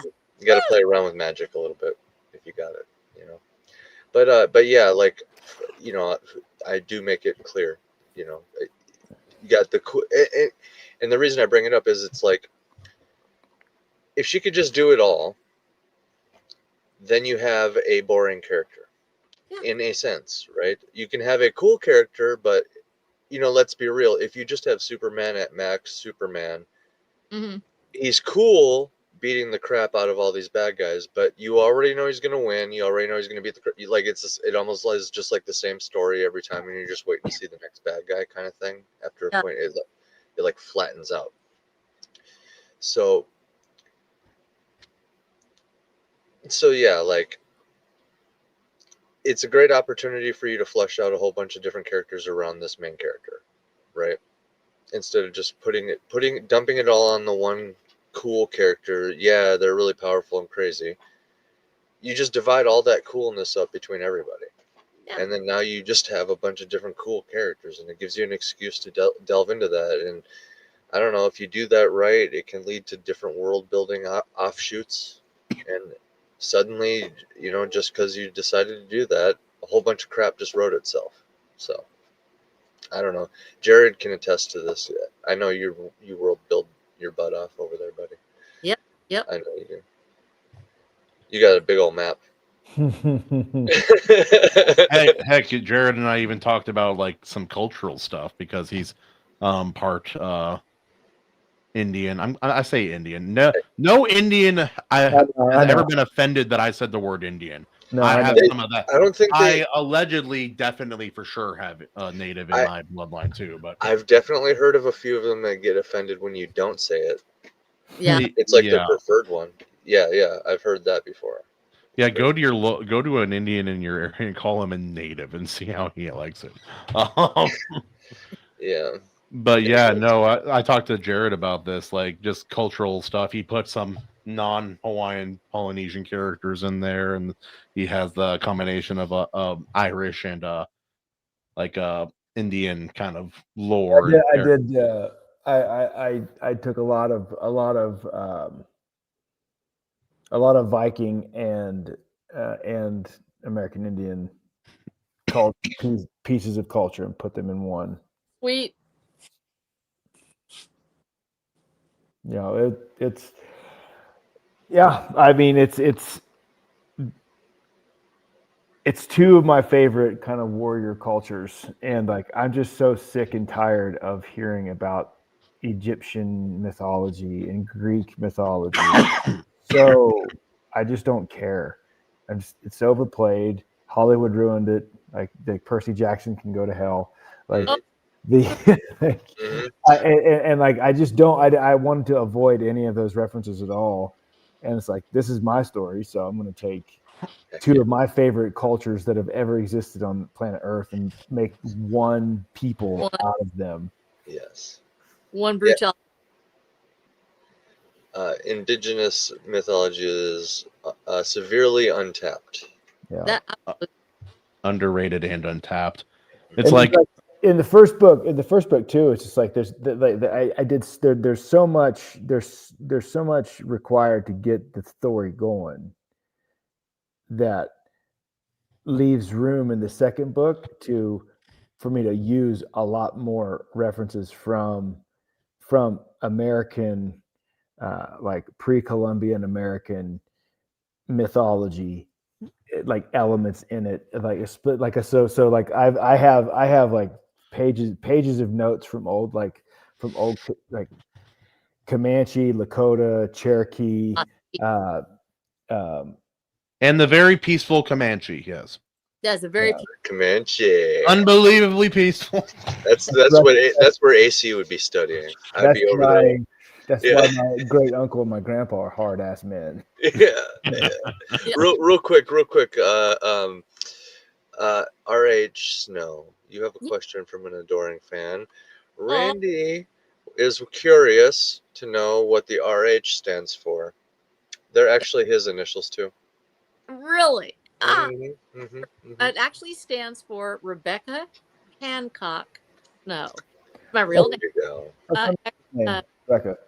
yeah, I'm actually my brother's Wayne Hancock, Wayne the Train Hancock. He's a Wayne the Train. Train. Yeah. it's actually his name. He's actually a singer. Dude Uh, has yeah, so I had that as my is my maiden name, which is Hancock, and so that's my real name. I just happened to put the initials because it fit on the page better. Oh, it's awesome, yeah. Hancock, like And ever since Tolkien did it, everybody decided that's a cool way. That's actually a good way to do it. Yeah. hey, Rebecca Hancock, or Rebecca Snow sounds like a romance writer. I mean, literally, Rebecca Snow. That's true. That's totally a writer name though. Not It is. gonna lie. I kind of want to go the other way if I ever publish any of my writing, like do every name I've ever had. It's Yeah. Christian Joseph Hokuo Nani, the ultimate Kahuna. Please do. Yes. Like titles. Yes. The first of his name, named Yep. after the third of that man's name, and Rightful heir of the third Isle of in Mekalubu. Hawaii we call him the Great White Nope. Oh, Christ Almighty! Yep. Mine is Andrew Charles. You may call me King Charles. I'll accept I it. didn't know your name was Andrew. I do. I call him Andy all the time online. I call him Andy. I thought Andy might have been his full. Oh, I'm an idiot. No, No one names their kid Andy. They name them some. Yeah. That's correct. I shall call him Dick. No, it's always Richard. Richard for long.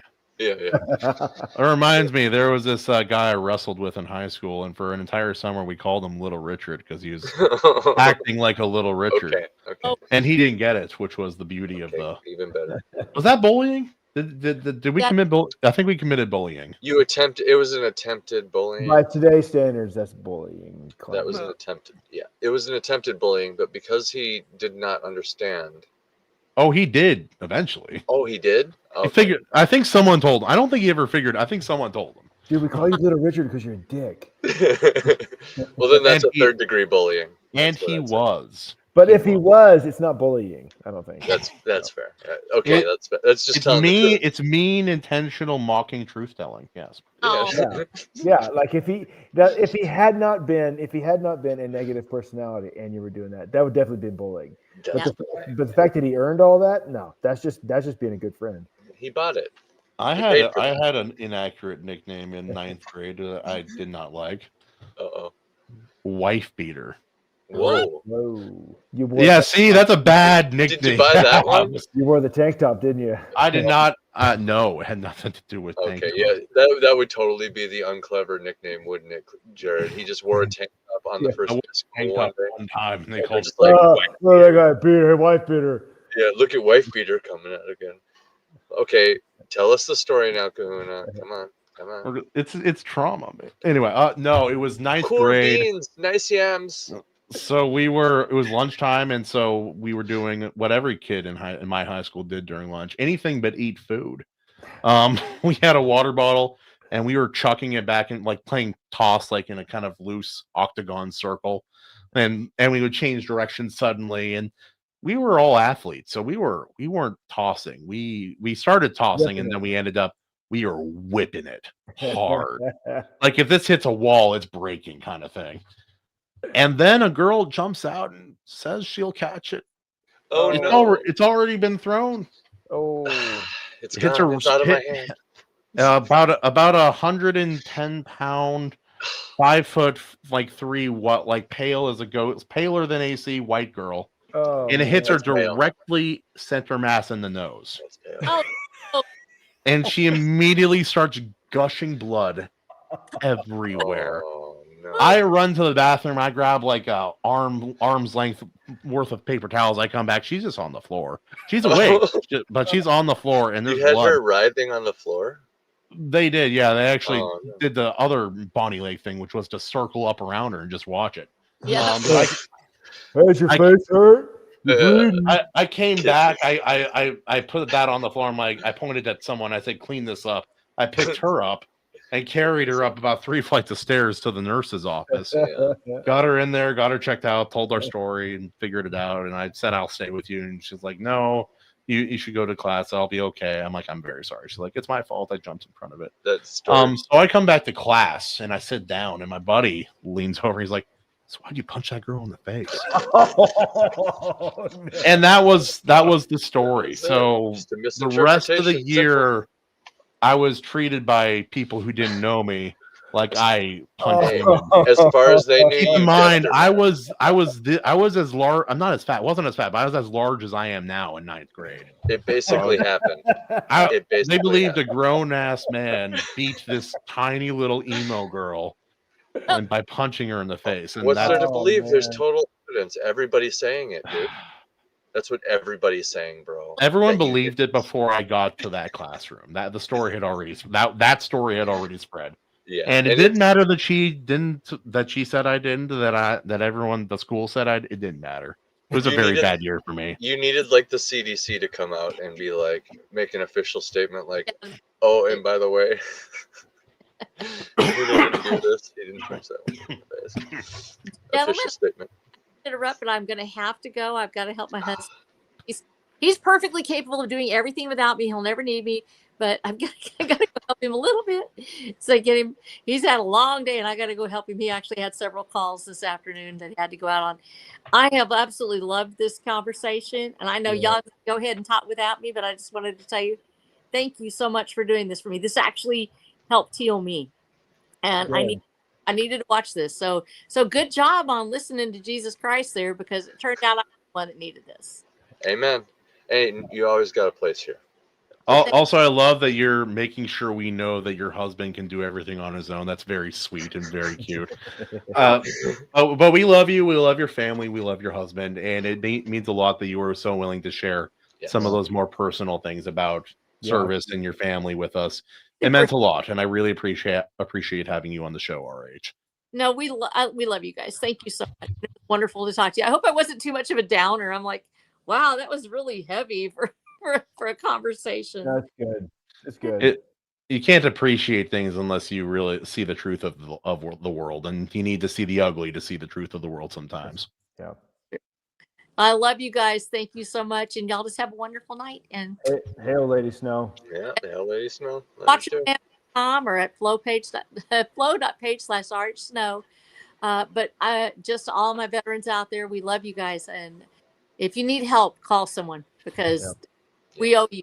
We owe you guys big, and we want to earn it. Love you guys. Happy Veterans Day, and good night. All right. Cheers. God bless you. Love you. Is forcing someone to relive their trauma bullying? I'm joking, he says. No, that's a good opener. That's a good opener for stand-up. Don't worry. That would be a good opener. Yeah, it would be a good opener for stand-up. Randy, don't worry. They didn't force me to. Also, I've had a lot worse since then, so it's fine. I was not a very socially competent young man. That was a rough year for me. I'm not gonna lie. Wait, when you were wife beater? When they called me wife beater, Yeah. I ended up switching schools. It was not great. Oh, that was the. Dang, that was. It wasn't the reason, but it helped. Okay, yeah, definitely made that decision easier. Yeah. They're like, "Hey, do you want to stay at Bonnie Lake?" I'm like, "No." Reduced the swelling. It reduced the swelling a little bit on that one. Yeah. Yeah, I do. Like, I got people called me that. Girls were hella mean. The guy, I got kicked in the temple during PE on purpose. I got Bitchard slid in there one time, and I was like, ooh, and it didn't stick. Oh no! It didn't spread. It didn't stick. It was like seeing an ember fall into some dry leaves, and you're like, oh shit! And then nothing happens. And you're like, okay. And then Pritchard slipped in there. Pritchard is pretty good. I was like, ooh, that one cut. I was like, oh, damn, and then dude. it didn't spread. It came back later one random time, but yeah, nothing stuck. Nothing stuck. So I don't have There was any. one that I made stuck on accident. We were trying to think if there's any funny like wordplay with our names, like insult. Well, it was like basically like roasting, but it was with friends. But then someone outside of our group heard me come up with small cocks for my friend whose name was Wilcox. It stuck. Ev- Everybody knew it. I felt so bad. Oh, Like, no. I'm so sorry. That was his Oh. identity from that moment on. Yeah. He even got a superhero costume around it. It's his handle online. Like, that's his passwords for everything, dude. I got Christmas a lot. I can see Christmas. that. Yeah, I got Christmas. Yeah. There are much worse nicknames. Yeah, I know. Yeah. The thing is, like, it used to piss me off. Like, it used to I piss bet me it off, did. especially because, like, the people, the dudes who would say it were just the biggest dicks. Yeah. Like, I just hated those guys, and like the couple of guys. And it's not even clever. Yeah. Yeah. And it used to, and now it's just like that's how I explain how to spell my name. It's like Christmas with an N. It's like Yeah. it doesn't. But yeah, Yeah. I remember. Oh, it used to drive me nuts. But then I realized it's like, oh no, it's because Jeremy's a complete asshole. Yeah. That's why I don't like it. You know With a when low the IQ. moment I stopped caring about like bullying in high school, there was a moment I realized it had nothing to do with the subject matter or the person. It had to do with behavior. Yeah, people would choose to make fun of people, and they'd usually pick someone who is vulnerable physically or Yes. mentally or socially. Yes. Yes. I found out because Or this socially. kid on our wrestling class had a horse just hanging down there, brother, Oh, and shit. and he got embarrassed by it. Well, That's the that's the wouldn't moment. you?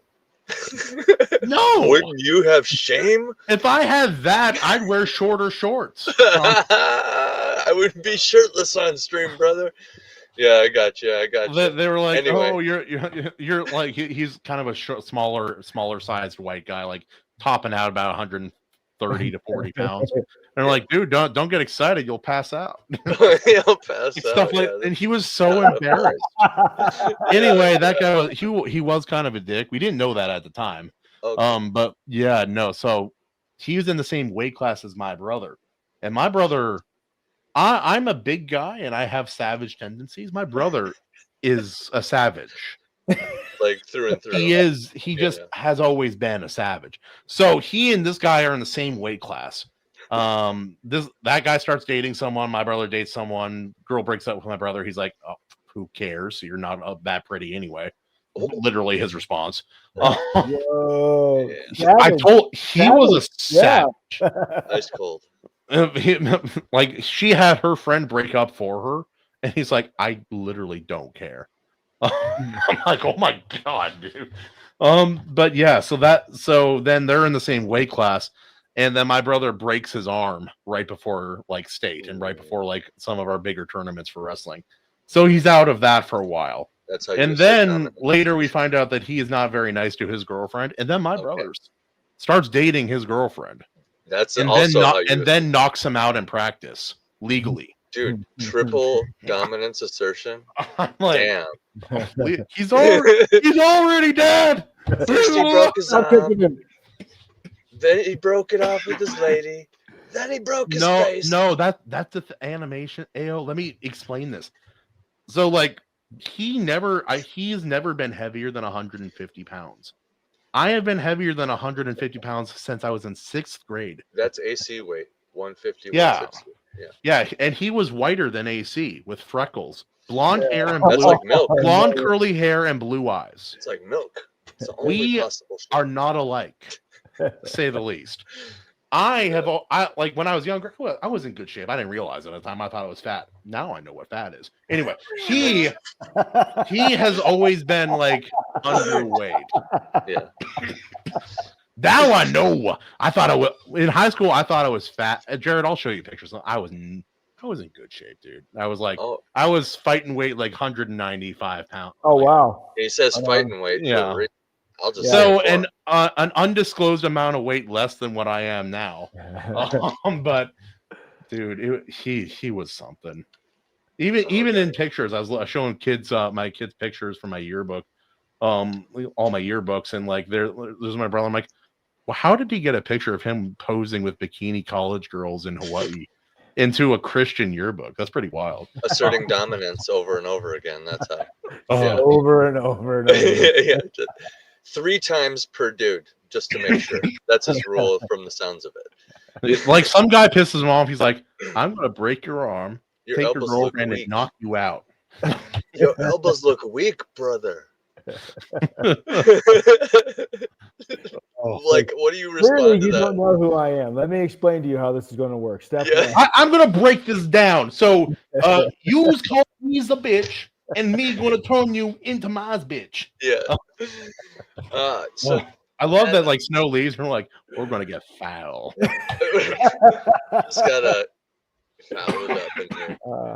No, that thing that you said about the bullying, like they'll target, like it's all about vulnerability, right? Vulnerable mentally, socially. What was the other one? Or physically was the other one. Physically, That was not me, but the other two categories, perhaps, yes. Socially really resonated with me, actually, because it's like that is probably those times when you're bullied where it feels extremely random. It's like, so like, what the fuck? What? Why am I? Maybe why, this why person's is not this as going down? competent or not as or as too like I was a very nice boy at the time, so that did not help me at all. New But kid. it made it worse because I was so big that it's like I was a larger guy and in good shape. So if it's like if they could bully me, it made them look better than if they were bullying like the 120-pound like twerp with the bad flat-billed hat turned sideways. Oh, and Chris, and okay, so 2 thoughts. Kahuna, my my best friend in high school was actually suffering from the same illness that you're describing, big guy-itis, where you're the big guy in the room. So then, and you can vouch for this, maybe Christman, maybe you've even encountered a couple of these dudes, but like if you just walk into a crowd full of people, there's gonna be like, it's like one dude in there that just doesn't like you and just like wants to fucking fight you because you're big. It's like some male like. Oh yeah, it exists. Like Yeah. I was never so big that I had that happen. There's a It certain became line. less and less as I got older because I stopped growing, but I grew so early that was it. One of my favorite stories about that phenomenon though is from this guy I knew back in Cincinnati who was he had some sort of like development contract with the WWE. Like he was he was a substantially large individual. Like he was 6'7", juiced to the gills, and probably 280, 300 pounds of like ripped muscle, and he was strong. Like he was really strong. And he's at a bar in Columbus. He's at a bar in Columbus. It sounds like the beginning of a great story. This guy, like 5'9", 180 pounds, walks up and checks him, and Chris just kind of turns to us like, nope, and just like goes back to like back to his attention here. Gives him a pass. Yeah. And like a few minutes later, the guy comes up, does it again. Chris was like, I can fight you. I'll fight you. Well, yeah. Like what he up and cool, did it man. again. Cool, and just goes back to what he's doing. Third time, the dude comes up and does it again, and Chris said, "If you touch me again, I'm going to punch you in the face." Yeah. That's exactly like those are his exact words. If you touch me again, I'm going to punch you in the face. It turns back around and goes back to his business. Yeah. Dude did not learn. Okay. Walks up and pours a mug of beer on Chris's head. Oh, but it's like as high as he could reach. And like Chris turns around and straight comic book style punches this dude. Just skadoo.